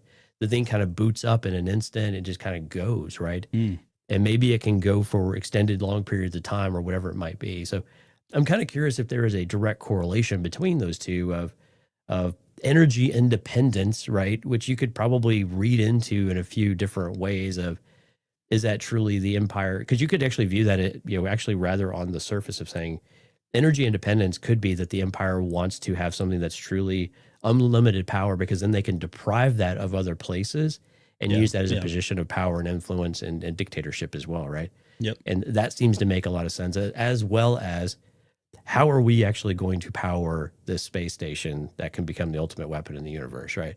Yeah. So those can work in tandem with one another too, and you could see how they would play together. And I would love it if the Tai Avenger was like a really small scale plan to that. And to your point about the Tai Defender, kind of another, maybe not competing program, but maybe another program that was maybe more aligned with what Thrawn was doing, another program under his purview that may have been a side project there too, or next iteration of the Defender or something like that at some point, or maybe a predecessor to the Defender, what they tried first. Yeah. I do want to, no, that's a really cool theory. I hadn't really put that much thought into it. That's amazing. I want to just circle back to and make mention that I do like the fact that Krennic sought out Deidre, right? In that last year, she's made a name for herself. And in some ways, it sounds like she's been kind of, the white whale for her continues to be, what was Axis, right? Yeah. Cassian Andor. Oh, Luthen. Luthen is Axis. Oh, Luthen is Axis, right? My bad. Yeah. But that seems to be kind of her white whale, and she's been after that. And you get the sense that from Partagaz that, look, you haven't really got anything yet. You know what I mean? It's kind of like this apparition that keeps popping up. And really what he's speaking to is that we know that he's pulling the strings for a lot of different groups of rebels, right? But nonetheless, she's done enough to make a name for herself, and it's got the attention of Krennic. He talks about how he's not there in the front lines, but he does keep or in Coruscant, but he keeps his ear to the ground. And so he's been he's handpicked her. This segues nicely into the next time we see them, which is Partigraz and Deidre heading back to the ISB. They're back on Coruscant. And she kind of has that moment of where she's struggling with this whole idea of like, hey, I don't know that I really want to go through with this, right? And he makes mention that, look, if you don't go through with this is going to look like a demotion, right? You are being given a gift by having been handpicked by Krennic, and he's already likes her theories and what he planned, what she said about, creating, the villain here with the Gormans. And that's enough for her to kind of really at least put the bug in her mind that, okay, maybe I shouldn't back down to this. Maybe I should. But in Partigraz's view, this is like the expressway to promotion for her. Well, yeah, because the other part of it is that, and the appealing part to Dedra is going to be that you will have basically complete control over the operation. All the things you feel restricted by as you've like tried to go after access and everything that's happened before, you won't have any of those reservations because Krennic doesn't really care what you do as long as you get results. It's performance based, right? If you meet the objectives, you get it done. He doesn't care what you do in order to get there for the most part. So it'll be your operation. You'll own it top to bottom without any kind of interference, which I think is also very appealing to her as well, because I think even with access, she could probably still kind of work it a little on the side, even though she says she can't. I think she would find a way to still try. Yeah. Let's see. Just quickly, Wyatt says the propagandists are also called the Ministry of Enlightenment. Yeah, they mentioned that as well. Oh, he did mention, he says, I do wonder on the difference between the Ministry of Information and the Ministry of Enlightenment. So the Ministry of Information is like the news outlets themselves, like that's owned by the Empire. I always assumed the Ministry of Information had like this Ministry of Enlightenment. I think they've kind of separated those two. You've got the propaganda machine that feeds now into the Ministry of Information and they just send it out, but they're not the ones actually doing the propaganda. They're more in charge of like making sure that all the newsreels are running and, I don't know, like, the HoloNet is being propagated with traditional propaganda machines. Yeah. Yeah. Right. They're the outlet, the facility for it. Whereas the Enlightenment is the think tank that comes up with these ideas. Right. That's kind of how I saw it. I always view anytime I hear Enlightenment or Illumination is about the same time that someone's got a gun to your head. Yeah. No, that doesn't tend to happen. Yeah. And then he also said here, we know there's a Gorman front that was mentioned by Saw in season 1. Yeah. He's rattling off all these different groups and he mentions that one as well. So, okay. Let's see. So we go back to, all right. So we kind of end there, right? And she's kind of now, she has to think about it. We don't really pick up from here on out. It is really about Cyril Karn and Deidre Mero. And so we pick up with Cyril. He's sitting there with his job, his new job. There's almost, I haven't had a chance to go back and listen to the speech. Such a putz, man. that he got from season 1 when he was in that position. But he's really talking to this kid as though like, hey, he says, I had to uncover a cabal of corrupt purchasing agents who were stealing Imperial supplies in 4 sectors. There is a future here for those who dare. Like, he's so serious about it. I like the fact, too, that this kind of plays into what Deidre was doing. Remember when she was talking about in season 1 how there's these little things that are all kind of all over the place, and really they're kind of putting together a picture of what the rebel sects are doing. And I do wonder if maybe that's going to come up where Deidre is actually, I don't want to say she's using him for the wrong ways, because for wrong reasons, it sounds like there is something amicable there, right? But she probably is mining information from the fact that she now has Cyril working in this position. And for him, it's like, hey, look what what I've been able to do. And it sounds like he's posturing and pounding his chest for like the dumbest reasons, but it's so Cyril Karn that I really was cracking up during this whole scene that he was talking about. So he's just so self-indulgent, right? Yeah. He's so self-important, and now that he has some measure of power and influence, again, imperial way of thinking, so he fits right in. Yeah, it's just amusing, and the way he snapped his finger to get the recruit's attention, right? Yeah, it's just so serious, and I love the way that they use the camera blur here too, to be able to do things like that and really focus that attention back. Mm-hmm. So it really synchronizes really well. So it is really cool. But this isn't the part that everybody's really talking about, right? No. We gotta go to, I guess, Dedra's apartment, where apparently they are shacking up together, right? Yeah. And they've invited mom over for dinner. Yeah. I didn't know where this was going because, they had that real so awkward, that first conversation about, when she touched his lips, I'm like, oh, okay. So they've, They have an intimate relationship. They have, right? They certainly have. They've codified the relationship in some way, at least. We're crossing all sorts of boundaries and borders. And he comes home with like groceries, and they're talking about they're going to do something that they've been putting off. And I'm thinking, what in the world is this? And then come to find out, it's the meet the parents meeting, right? That we finally get here. And holy bananas, seeing Edie again. Like, I know I talked about it last season. I love that character. I think you were really annoyed with that character, probably in the best way, right? Because I think she's supposed to be. But absolutely, that whole preparation though, too, like where he's, we get to see his OCD. We see Deidre's fake smiles, trying to like muster up some kind of a smile and go through the, what it's going to be like when she finally meets her and all of that. And then just that final moment before Edie shows up, where they're both standing there in the room. They're not making eye contact. They're actually facing in totally different directions, and they're just waiting nervously and dumbfounded by, oh my God, I can't believe we're actually going through with this kind of thing. I can't tell if they want to do this. It feels like they have to for some reason, but I can't tell that they really want to. I know Cyril doesn't. It feels like you see it all over his face. Like, this is going to be the worst experience, but we've got to get it out of the way kind of thing. But yeah, when she shows up, she comes in, she doesn't shake Deidre's hand. She makes the first comment that's already awkward, saying, "You look nothing like I thought you would." And then when Deidre doesn't, follow up with like, "Oh, what did you think I look like?" She prompts it awkwardly and says, "Aren't you going to ask me what I thought you looked like?" And she doesn't even answer that.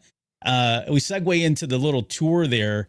And then we got some really kind of background information that was kind of neat, right? We learned that Deidre's parents were criminals, and that I think age 3 or something like that, she went into like some imperial kinder block where she was now being taken care of with the Empire as guardians for her.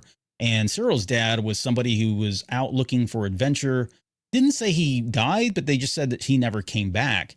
And we get into this whole Edie thing where she starts to really kind of, oh man, there's so many things that hit home on this for different reasons. Like, we've all either known somebody that's like this, where they put themselves up in the pedestal and say, look, I am the reason why somebody has been so successful, right? She plays that whole mother card and talks about he's delicate, and, we were just two people, and had I not been there as his savior, as his mother, he needed a mother's touch. There's kind of a jab there that goes back and forth with her and Deidre there.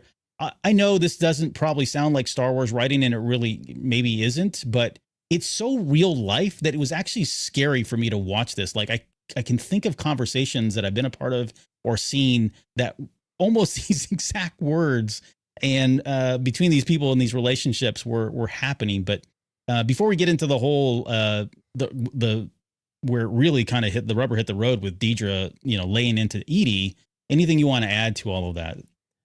Oh man, you said so much. It's just so horribly awkward, and to the point where Cyril Karn, and I think some of us have been in these positions too, where we're in a situation and you just want to escape to another room and you just collapse. And you're just like, I just don't want to do this. If I just lay here, maybe I'll stop breathing. Maybe, right, yeah. Maybe I'll suffocate myself in this bed so it'll all end, and this nightmare can finally be behind me, and we can all move on with our lives. Or if I won't, it's fine. I'll just die now. It's fine. Yeah. It's all good. But again, the fondue was also really odd, and they made sure you could hear some of the sounds, which I'm sure drove some people nuts, and maybe the ASMR people really love this stuff. I don't know, but yeah, maybe. But man, it was like, oh no, this is just so bad, and again, you're right. It's probably not very Star Wars like, but I think also it helps you understand a little bit about, especially with where you're going next, is it really kind of helps you understand Dedra's position in the relationship. And it'll be interesting to see if she does some of the things she does because she feels bad for Cyril, or she genuinely cares for him and like someone needs to step up for him. Although it almost feels like it's just another kind of mother figure in that way too, of someone that needs to protect him because he is delicate, even though she definitely stands up for a man. It was nice to see, but I'll kind of let you get to that part. Well, yeah. And it all starts because she makes fun of the job that he had on Morlana, right? She was really laying into him during season 1 about how he was playing, security or cop or whatever it was. Playing policeman, basically. Yeah. And she brings it up again in front of Dedra. And of course, this really bothers him. He gets mad and heads off. And throws a tantrum, basically like a kid. He's like face down on the mattress, which I thought was hilarious. When they cut over, I just died laughing. I'm like, what is this guy doing? Like, he's really just having the hardest time. It did seem like a teenager, didn't it? Yeah, for sure. But yeah, what sparks this is, of course, Edie says, oh, he's soft. And she says, oh, you'll toughen him up. And then we get another great monologue here. I mean, not on the level of like Luthans and everything, but just how that line is delivered. This whole monologue is delivered is like just pure acting gold as far as I'm concerned. But yeah, she talks about, I have a different plan in mind. She says, you want Cyril in your life. You will think before you speak. I'll make sure he visits twice a month. I'll make sure that he calls you. I will guarantee a level of engagement that it will be inversely proportional to the volume of anxiety you generate in our lives. And she says, like, quite a mouthful. And she says, I'm not done. That line right there, I was like, oh my goodness, she's putting this lady in her place. Mm-hmm. She says, you can spare me the Uncle Harlow testimony. I was like, oh man, Uncle Harlow turns out to not be that great of a guy. We knew he was a mob boss. I mean, come on. I don't know. I kind of was hoping it wasn't, but his yeah, name I guess was it is. Uncle Harlow, Albert. Right. Yeah. She says, I've had a look at his ISB criminal files, and that is not a story you want to be advertising. And then when Cyril comes out, suddenly the tune has changed. You can hear it in the background. She's like, oh, he's had 2 promotions or whatever. Right. And she's just going on about it. And she's looking over, like Edie's looking over at Dedra to just like almost for approval. Like, I have changed. You see what I'm doing? I don't know where this is going. Good, right? I did. Yeah, good, exactly. Right? I don't know where this is going. That's the fascinating part of this relationship. And like, I know they said during Star Wars Celebration that this was going to get weird. If this is just the beginning, because I expect this to be even weirder as we get on, I am so here for it. And I more now than ever want them to have a happily ever after at some point, because I think they've earned it with these 2 characters. But I just don't know where this is going. No, they haven't. They will both die horrible deaths. But no, whatever. Maybe they're going to get married and they're going to be vacationing on Alderaan. Oh, and then look, the Death Star blows up Alderaan. So that's how they die. Yeah, I love Dedra in this moment, though, because like you said, she's just very matter of fact about it all and lays it out like, look, here are the things that you really want. You want to be appreciated. You want to have contact with your son. You want to have this relationship, but really you just want his love and attention. I will give that to you, but you can't be a B word all the time about it and continue to put him down, because if you do that and he's miserable, no, we're done, and right. We'll cut that off. I mean, there are tons of couples out there in the world that have this conversation with in-laws all the time, right? Yeah. Yep. If you're so-and-so can't be respectful for me, then I'm keeping the kids from him. We're not going to go over there anymore. Whatever it is creates a lot of drama within the relationship and the family. Yep. Never fun, but like you said before, totally real, but have that really open. And this is the part of Dedra's character you love, is that she's just so transparent about it all. Look, here are the stakes. Here's what you want. Here's what you're going to do if you want those things. I will guarantee all of those things that you want, and you're going to love it. So let's, do we have an accord? Right. Yeah. And she falls into place really quick, doesn't she? That it's a blessing to have somebody stand up for you like that. I don't care who, male, female, whatever. It's just, having somebody speak up like that, and which again really raises the question of like, man, does she really like this guy that much, or does she just using him? I don't or she know. get tired of it. I don't really think she's playing him, to be honest with you. I don't think she finds anything. You think it's sincere? I think it's probably sincere. Or maybe she just felt bad enough of like, look, I'm just not going to tolerate this anymore because it's uncomfortable for me. I'm going to step in because I've had enough. Okay. But then again, we have that scene from the teaser where the turn off the lights, teaser trailer type of thing. Oh yeah. Little sequence. That maybe like once they make sure Edie gets home, Cyril's like, man, that was the hottest thing anyone's ever done for me. Let's turn the lights off. Man, I'm telling you, man, the spice level. The spice level on Andor is ratcheting up, my friend. Okay, we can only hope. All right, who knew it would be between Cyril and Dedra Miro? Miro. We are so in trouble. Yep. Thank you, Tony Gilroy. All right, he's laughing the entire time, I'm sure. Yeah, let's wrap this up with the Mothma storyline, and I'll keep this in short because a lot of this is. Oh, I know. There's no way you're going to keep this short. Yeah, false promises.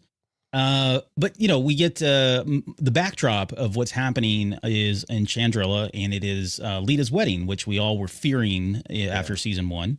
We get introduced again. They do a really smart thing by having that long camera shot that runs for like 3 minutes, and we get introduced. We see Lita, we see Mothma, Perrin, Vel, Tay, Luthen, Skolden. We see Clea. Everybody's introduced in that one scene, which I thought was really great. There's mention of Erskine Samaj, who's that one character from when we covered, what was it, Star Wars Rebels from season 3, when we talked about Mothma meeting up with the Phoenix crew. Yeah. He was that one rebel guy that was in there as well. The horribly awkward guy that seemed like he was reading from a script. Yes, yeah. Which, by the way, I think the voice of that one is the same voice that was used for the guy in Resistance who had the really quirky, funny character alien guy. I can't remember his name. Anyways, that's not neither here nor there. But Luthen is there, and this is where Genevieve O'Reilly does a really amazing job throughout all of these scenes of conveying so much with just her facial expressions. They constantly keep changing depending on who she's around, where she's at, what's happening around her. It's just brilliant, brilliant, brilliant stuff that's coming from her. I mean, we're so blessed to have her in this role and have had her in this role for so long. There's some back and forth and coy conversations. I like when she says he's terrible at keeping secrets, right? And like, man, if anybody has any more secrets or skeletons in the closet, it's absolutely Luthen. They're worried about, they haven't heard from Andor, they haven't heard from Porco, and this is what starts that whole reason for Clea to leave Chandrila and head back to Coruscant to contact Andor. Yeah, and they also found out that there's an embargo on Mina Route too, so they can't get in touch with Bix either. Yes, yeah, for sure. We then go to the party, where we learn that Skolden and Perrin have been talking here a lot lately. Of course, they're talking about Lita at some point. Luthen, I love the fact that he was like mining information when he's talking to that Imperial, that Navy guy. There was, I forget what the name of the place was, but it was the place from season 1 that they ran everybody out of. And so he's kind of like mining for more information about like, oh, really? Where did they go to? He's going to use that later on. We know that, right? That's really kind of smart of him to do. We meet up with Tay and find out that he's now separated from his wife. He's thirsty as well, trying to hook up there probably with Mothma. I don't think that's what he's doing with Mothma, by the way. I think he was. I honestly do. And it might have been the liquor. It might have been the alcohol talking, right? But then later on, when he finally says his goodbye and he comes up and he wants to say something to her and he turns away and he doesn't, that was the moment that he was going to really confess, like, hey, I think you and I need to, be together. And like Mask of Fear all over again. Yeah, Mask of Fear all over again. And it was like, my Mothma bringing all the boys to the yard. I mean, she's a catch. She makes my heart thump in weird ways. I'll admit. Yeah. I don't think that's your heart, buddy. But yeah. And I think also like, Perrin seems to be okay with it too. You know what I mean? Like he was kind of joking about, hey, your boyfriend was drunk again last night and all that. But I think he understands that, look, this is, well, we kind of got that from season 1 too, right? They haven't really been talking. They have not been intimate for years, and they're probably more together for the sake of, appearances and for the kids, and, for all those reasons that kind of hit, really close to home sometimes for some of us. But yeah, and then we get to, Lita's having she's upset at some point, the whole wedding, because of, he's not really interested in her, won't hold her hand. I wonder if is that kid really even happy as well? Like, we've gotten nothing from him. I forget his name now. It's with a Z or something, didn't it? Yeah, it's Stasic. Yeah, maybe whatever it was. Stakis. We don't hear his perspective, but I don't know if he doesn't really love her, right? He's not into females. I wonder if there's a story there that we're going to get into at some point. It almost sounded like he was forced into this too, and maybe just wasn't happy with it. Right. He didn't really. He was kind of forced because this is what Skolden wanted, but this is kind of what Lita wanted this type of thing too, though, right? So, but she wanted to be more affectionate, I suppose, and maybe Stasic or Stanek, whatever his name is not Stakin. There we go. Is not maybe not as interested in this arrangement as maybe she is. Yep. Perrin does take some cheap shots. He talks about Tay being always, having always been weak. We eventually get to like day 2 of the wedding weekend, and now there's like a ceremonial traditional hike that has to happen. So as a Boy Scout, I think that's awesome. It was kind of cool though, that whole scene of them, walking up there, and we won't get into all the details here, but it was an opportunity for Mon and Vel to kind of reconnect and kind of have some conversations about Cinta and Luthen, right? We learn that she misses Cinta and doesn't like the fact that they kind of went their separate ways, and that she knows that Luthen knows where Cinta is, but she's not telling Vel where Cinta is. That's super important because that plays out of course, by the time we get to the end of the party and where we see Tay go. We then get to the dinner party. This is the night before the actual wedding. And this is where Tay tells Mon that he's starting to worry about the risks that he's taken on, right? This is super important because now Tay is starting to have second doubts in some ways, right? He talks about how much money he's lost to the rebels with everything that's going on, right? He's got a lot of money. He's invested a lot of money. This rebellion isn't really working out for him financially. On top of that, he's starting to feel the pressure of trying to set up this foundation, shuffle the money around for Mon. And so he wants to have a conversation about this. And they keep talking about how they're going to have this conversation next week. And while all this is going on, Mon Mothma is super uncomfortable. And it's Luthen who is seeing them constantly have these conversations back and forth. He can see all the distraughtness on her face. And it prompts him to approach her and basically says, look, this guy is starting to become essentially a liability, right? He's getting, and now he's talking about, he's going to go talk, I think on that day 2 when he got drunk, he starts talking about how he's going to go talk to Skulden, which is like, whoa, red flag. Like, you do not want Tay talking to Skulden because that's going to expose Luthen, and he knows that immediately. And we see what happens as a result of that by the end of this episode. But I don't know, man. Like, I'm going to jump ahead just really quickly here because I think Wyatt threw it, or maybe it was Skywalker's Academy. Dale said, Cinta will take care of him. I think that's the last time we see Tay Koma. We talked about Tay as being another person that wouldn't make it out of this season, that he would eventually die. I think I mentioned that maybe it was like, it was Mothma that would end up sacrificing him, for the greater good kind of thing. But I am worried that we don't see him again. I don't know how you rub somebody like Tay Koma with, his kind of power and wealth. Maybe they just keep him prisoner, but I do suspect that Cinta was taking him someplace that was not his home at the end of that party, and Luthen's behind it. And I don't even know that Luthen would tell Mon Mothma that he had done this.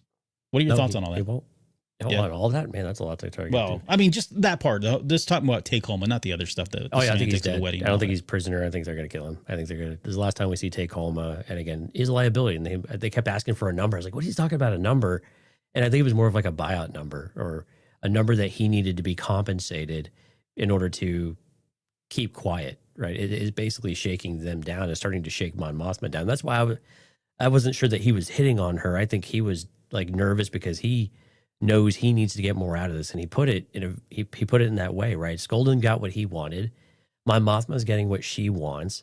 The only person left holding the bag and taking the risk and getting nothing, it's sacrificing his personal life, his professional life now as well. He's the one left holding, so he's the scapegoat. He's the fall guy. He's the guy that takes all this on with no reward and really no vested interest, except he was trying to help a friend and generally maybe agree that they were doing something, motioning in the right direction, that felt like the right thing to do against the Empire.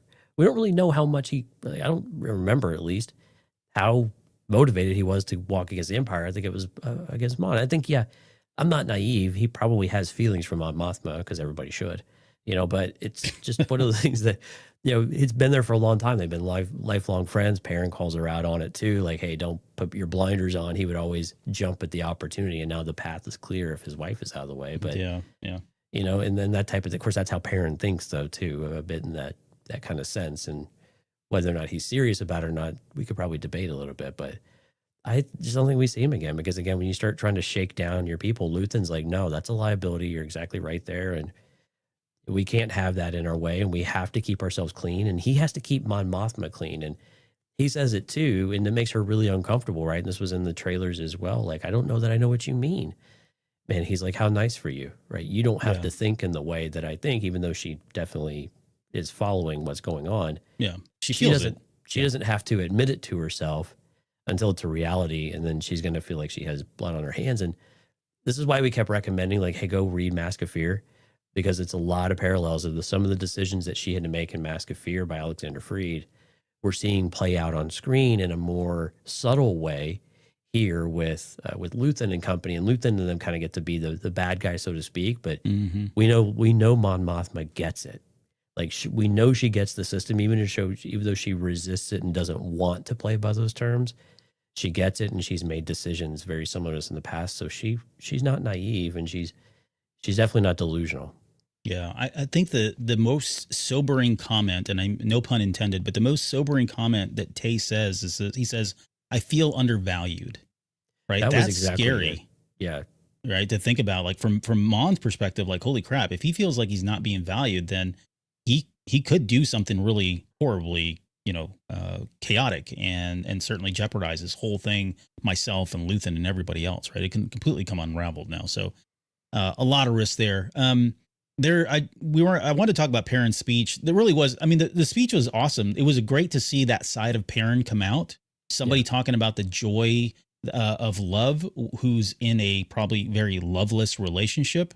I just don't with Mask of Fears. Don't know that I agree or subscribe to that anymore. Yeah, I feel like they did at some point. Since season 1 of Andor, it just feels like, okay, something happened and we don't know the context of what happened. They've drifted apart or whatever.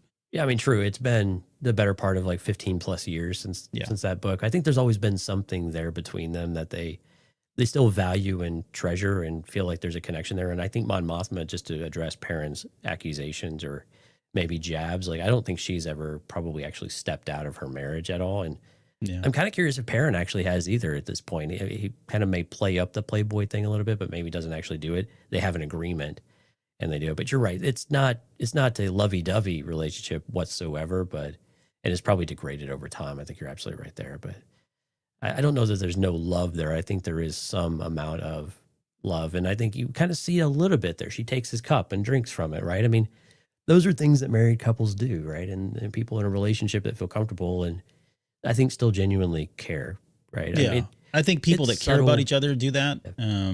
But whether there's intimacy there, though, I think is the question. It depends on how you would like to define intimacy, but in probably a number of ways, you're probably absolutely right. There's probably very little. It's probably a pretty dry well these days. Yeah. I like the speech though, because you're right. It was about finding those little moments, which is what the rebellion's kind of doing too, right? And Mon Mothma, it's an analogy for the rebellion. Yep. And she almost uses some of that stuff in later speeches, right, where she has to find these little pinpricks of light, that you can grasp onto. And we see this in other Star Wars content too. That really kind of brings itself to. This is where I wanted to like try to decipher some of the language here with like Sigrona Tima Salom Sena.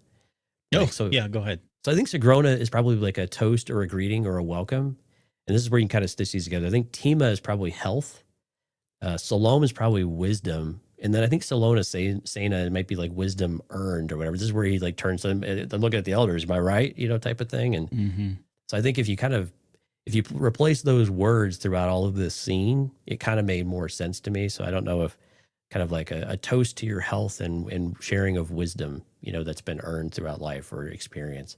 It just seemed to kind of make sense. And it kind of seems to fit with the Chandrilan culture a little bit as well. But that was kind of what I took from some of those words too during his speech. Yeah, I had this down in here as well. I know for a fact that this was this same thing happened. They said the same toast in Clone Wars. And I forget the episode it was. It was like a Kenobi. Of course it was. It was a Kenobi Anakin's Clone War episode. Sure, you'll go find that one. Right.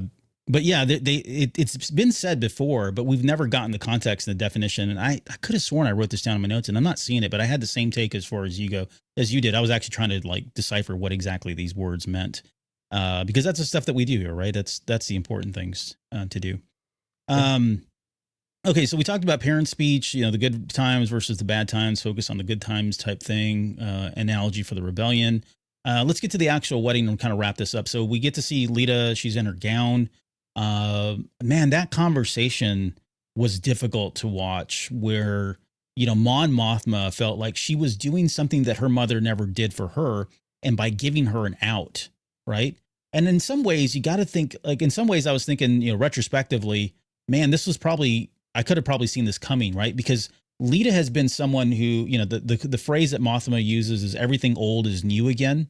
Lita has been very, steady with, hey, I want to do all of this old traditional stuff, even though Vel thinks it's a joke and Mothma's not really happy with it because she doesn't want Lita to fall into that same kind of loveless, intimateless relationship that she's had. And so she decides, like, I'm going to do what my mom didn't do and tell her, look, you don't have to go through with this, right? Nobody's forcing you, although she was the one that kind of forced her. But she's given her an opportunity to say, Mom, I don't really want to do this. I'm not ready for it. And she's like, hey, it's, if you say that, no one's going to say anything, right? This will come across as an act of strength. And the way it blows up into her face, right? Because Mothma makes a comment that her mom was always drunk. And Lita throws that back in her face and says, I wish you were drunk. Like, she can't even believe that Mothma is actually saying these things to her when she's already gone through all the things that she wants to do. And this is something that she definitely wants to do. I felt really, really bad for Mothma. And you could see her trying to turn it. I mean, it was very awkward. They didn't say anything to each other for a while. She kind of stepped away. She gathered herself, tried to gather her composure. And then she decided to, get in front of her. She tells her, I'm going to walk in front of you. She was almost saying, like, look, your place is behind me, little girl. Right. But at the same time, she's crying and she's just heartbroken by the fact that, she doesn't have a connection with her daughter like she really wanted to. Yeah, this was really powerful. And Wyatt had a question in the chat. He was wondering why Lita was crying at first when the boy was refusing to hold her hand, yet she refuses Mon's help. And I think that's part of, like, Lita really wants this traditional wedding. She wants to way into the culture. She wants that next relationship. But I think it's probably she wants something different than what she's getting. I think that's the part that's upset, but she's also not willing to sacrifice it. It's what's in front of her. It's what she has the opportunity. She can make it work. I mean, we've heard this. All of us have probably said this about some relationship at some point. I know it's not really working right now, but I can fix them. Right? I can make this better. We can make it work, type of thing. And she's kind of blinded by it. Also, we see the affection of Lita. And I think this really informs this scene here. When Perrin's given the speech, Lita is just absolutely enraptured. Like, yeah, she is just so, she's taking it all in. Yeah, she's smiling. It's speaking her language. It's the reality of it, but it's the heartfeltness of what Perrin has and speaking from experience and what this relationship could be, and gives her that moment of hope and maybe a bit of that conviction too, that this is the right thing to do. My dad sees it. Therefore, I should see it. I need to have faith, right? I just need to have this faith I can go forward with it. And then when Mon does the thing that Mom always does, and what we saw a lot of in season 1 from her perspective of always being in the way, always putting her own interest first. Well, your mom didn't give you that speech and you had your route. Now you're trying to do it with me. Yeah. Like, you should just know your place, Mom, and let me have my moment. Why are you trying to rain on my parade? And it's just kind of that same defiance we've seen from Lita in the past, where we saw her very much pairing with Perrin. And we see it again here too, between these two scenes. And but it was nice to be able to see that Mon Mothma truly does care. And I think that Lita accepted it on some level with the moment that Wyatt I pointed out before. But then it kind of all turns on her when Mothma tries to kind of be more transparent and go against what Lita truly wants to do or feels like is the right thing for her to do. Yeah. Yeah, it was just sad because, as a parent, sometimes you think you know your kids and you don't, unfortunately. And those moments hit hard as a parent sometimes. And this is, arguably one of the worst things you want to hear from your child is that, you don't know them. And especially in this moment where she's about to get married. But it does speak to, we don't know enough about Lita too. Like, she's, Mothma is coming at this from like, hey, my relationship didn't work out this way. And I probably know tons of other Chandrillan relationships that went through this whole ceremony thing and it didn't work out. And Lita, as a kid, and I think we talked about this during season 1, she might be looking at this from through a totally different lens of like, hey, I know it didn't work for them, but I'm not them, and I want to make this work. And right. There's a reason why we have these traditions, and there's a reason why for years or eons or whatever this has always worked. And so it's them, not me. And so this is her opportunity to do it. So, anyways, there's a lot there. Again, writing is just great for us to even kind of have these conversations about Star Wars, to be honest. But I do want to, we run out of time here. So let's get into the ritual. I know we've talked about this in the chat. They go through, there's the she's got the 2 braids. She's only got 1 braid now. Like she had 2 back at the very beginning, I think, in season 1. Season 1, she had 2, so she's only got the half. So I'm wondering when she got engaged, or she was intent of, or the maiden intent, or whatever they call her. They probably cut one side. Yeah. And then they cut the second one off after the marriage. The first thing I thought of is like, I wonder if they're pulling, which came first. Was it the ceremony of the Padawan to have their braid cut first, and to Chandrillan's adopted that, or did the Jedi adopt this? I like the idea that there was some kind of an influence there. I don't know if that was intentional or not. I'm sure at some point this will come out, but it was the first thing I thought of when I saw it happen. Yeah, it's such a direct correlation, especially since it was a braid too. So very reminiscent of a Padawan braid in that respect. And I think, again, we've talked about this before, because Kanan cutting off his own hair, Sabine doing it as well. Yep. One day I'll do it too. It's just one of those moments of transcendence, right? Of you're making that next step in your journey, and you are removing a piece of yourself, and for someone else to remove that piece of you and recognize that in you, and it's a shared experience. And I think using the knife that was offered from the father to do it is, of course, very symbolic in all of that to try to make the point. But yeah, I don't know. And again, it probably doesn't originate with anybody. It's just something that's like, we've just always done these things. We don't really know where they originated from, or, whether it was Jedi, Chandrillan, or whomever. It was just something that always feels right, because it's a moment of moving from one phase of your life to another. Yeah. And after their wedding, after they were married, they end up walking in front of all of the guests, kind of like parading in front of all of them.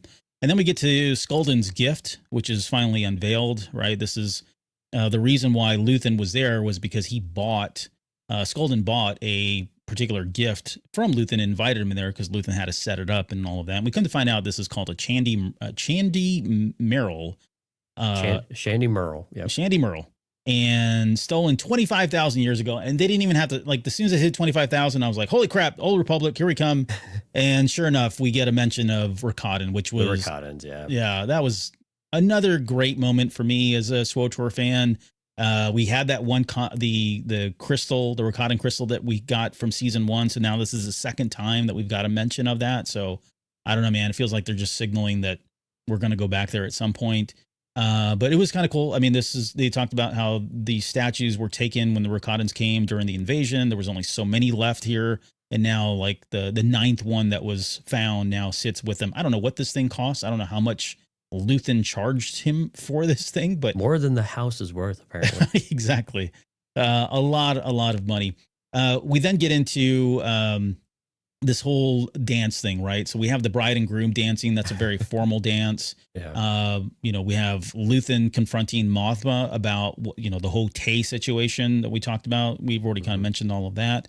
And she just reiterates and just double downs and said, look, I'm going to talk to him. Like, she's going to try to get through to him next week at some point, but not now. And then we get into the rave, which I know, like, first off, I love the music, and that's probably no surprise, because I loved all the music from the first one, right? The Neosa music and the different variations that we had. And this was another variation of that. I like the little globe droid that came in, the disco ball droid. That was pretty cool. And then it kind of went up and started playing all the music. But if you've ever been to weddings, this is generally what happens. You have like the formal dance and everybody's fine. That's when all the moms and the grandpas and the relatives, the uncles and aunts, and they're all there. But as time goes on, as the night weans on, by the time you get to like 9 or 10 o'clock, the music changes and it's all like this stuff. It's all like DJ, rave, dance, hip hop stuff, because it's all the younger kids and all the aunts and moms that have been, throwing back shots. It's their time to shine, right? That's generally what happens at weddings. So in a lot of ways, it feels very similar and mirrors our own kind of expectations of a wedding.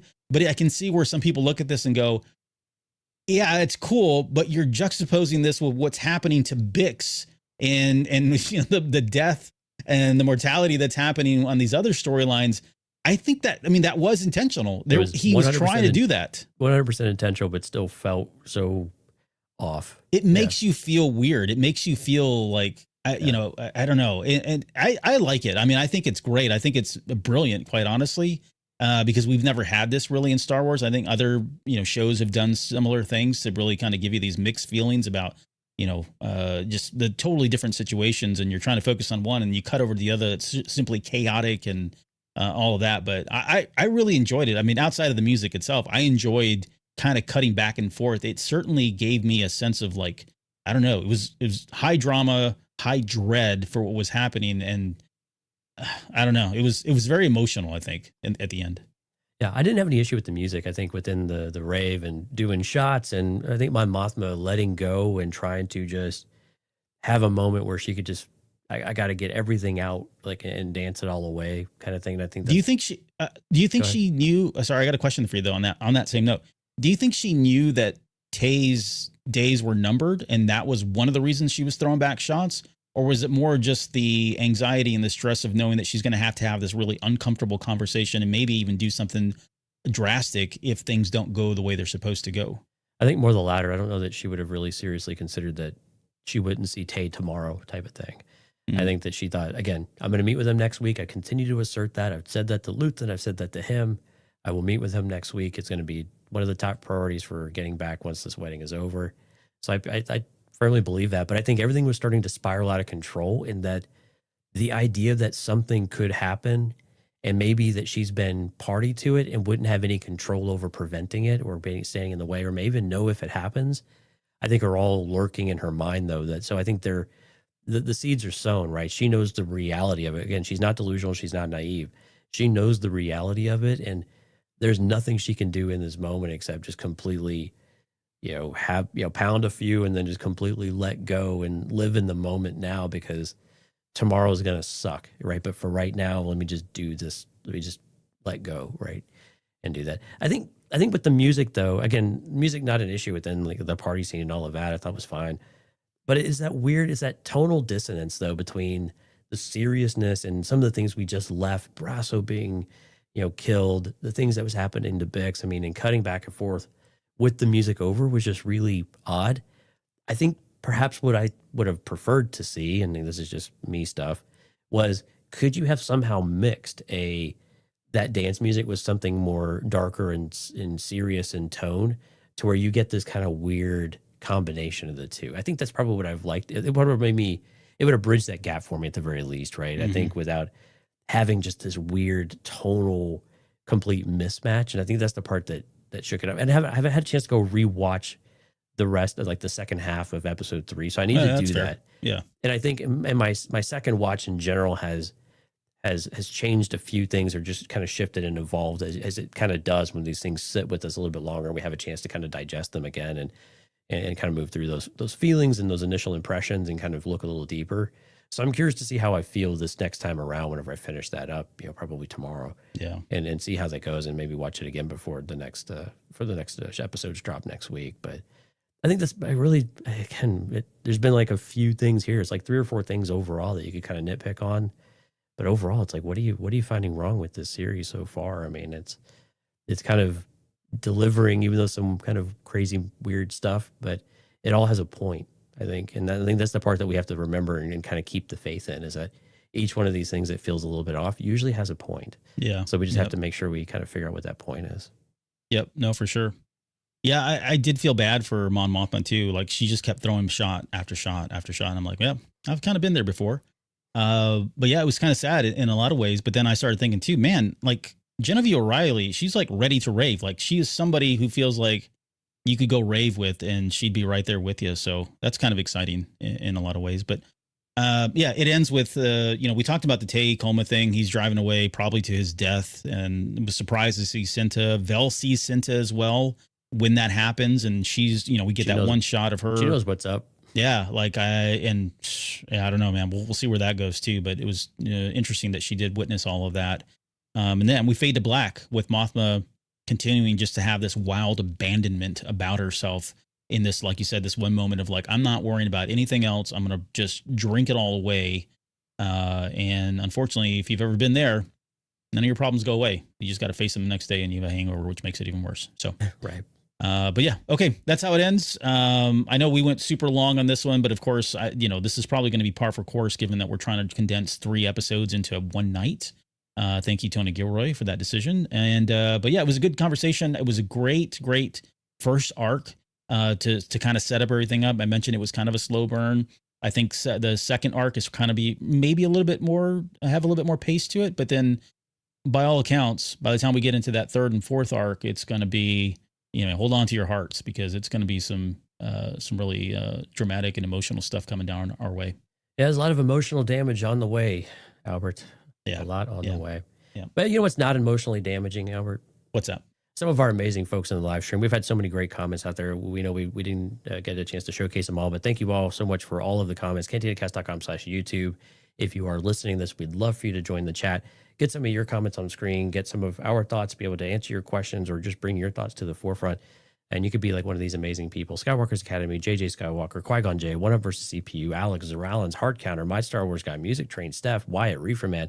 If I missed anyone, my sincerest apologies. It was not intentional, but we would love for you to come out. CantinaCast.com/YouTube. And again, if you'd like to join us for Patreon, we're going to continue breaking down some of the trailers and teaser and video stuff that we got from Celebration this weekend. CantinaCast.com/Patreon. Once again, if you're curious about Patreon and signing up, please do it from the website. Do not do it from an iOS device because it will charge you extra. Thank you so much for this PSA. You may now go about your regularly scheduled program. Right, yeah. No, it's always good to point that out because no one wants to pay for more than you have to, especially for this show. Again, don't forget Jedi Novel Archive. Lauren has just dropped a video today, April 23rd, breaking down Acolyte the Wayseeker. It's about a 4-minute video. Go watch it. No spoilers if that piques your interest. And then, like Jonesy said, we'll be back here this weekend for Patreon to do all this again and cover more Star Wars Celebration Japan. And some of the stuff that was shown behind closed doors, we're going to open the doors and break it down. So that'll be a lot of fun. Yeah. Leave us some of your favorite moments from Andor in the comments. Make sure you leave Lauren some comments as well in hers. That way, we love the engagement. We love seeing what's on your mind. And let us know what your favorite moments of the season 1 is so far of Andor. Cool time. All right, guys. Thanks so much, everybody, for joining us on the live stream. And thank you for everyone that stuck around for the better part of 2 hours. We really appreciate it. It's very humbling, as always. So thank you all again, and we'll see you here on the next episode.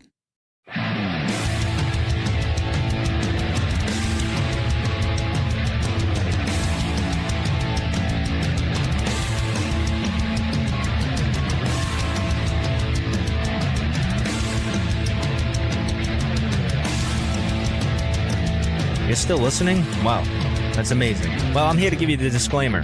Normally we do a big, long, drawn-out disclaimer thing saying what's what and who's what and all that other stuff, but I think you guys kind of know that Lucasfilm and Disney have no affiliation with us at all, and we have none with them.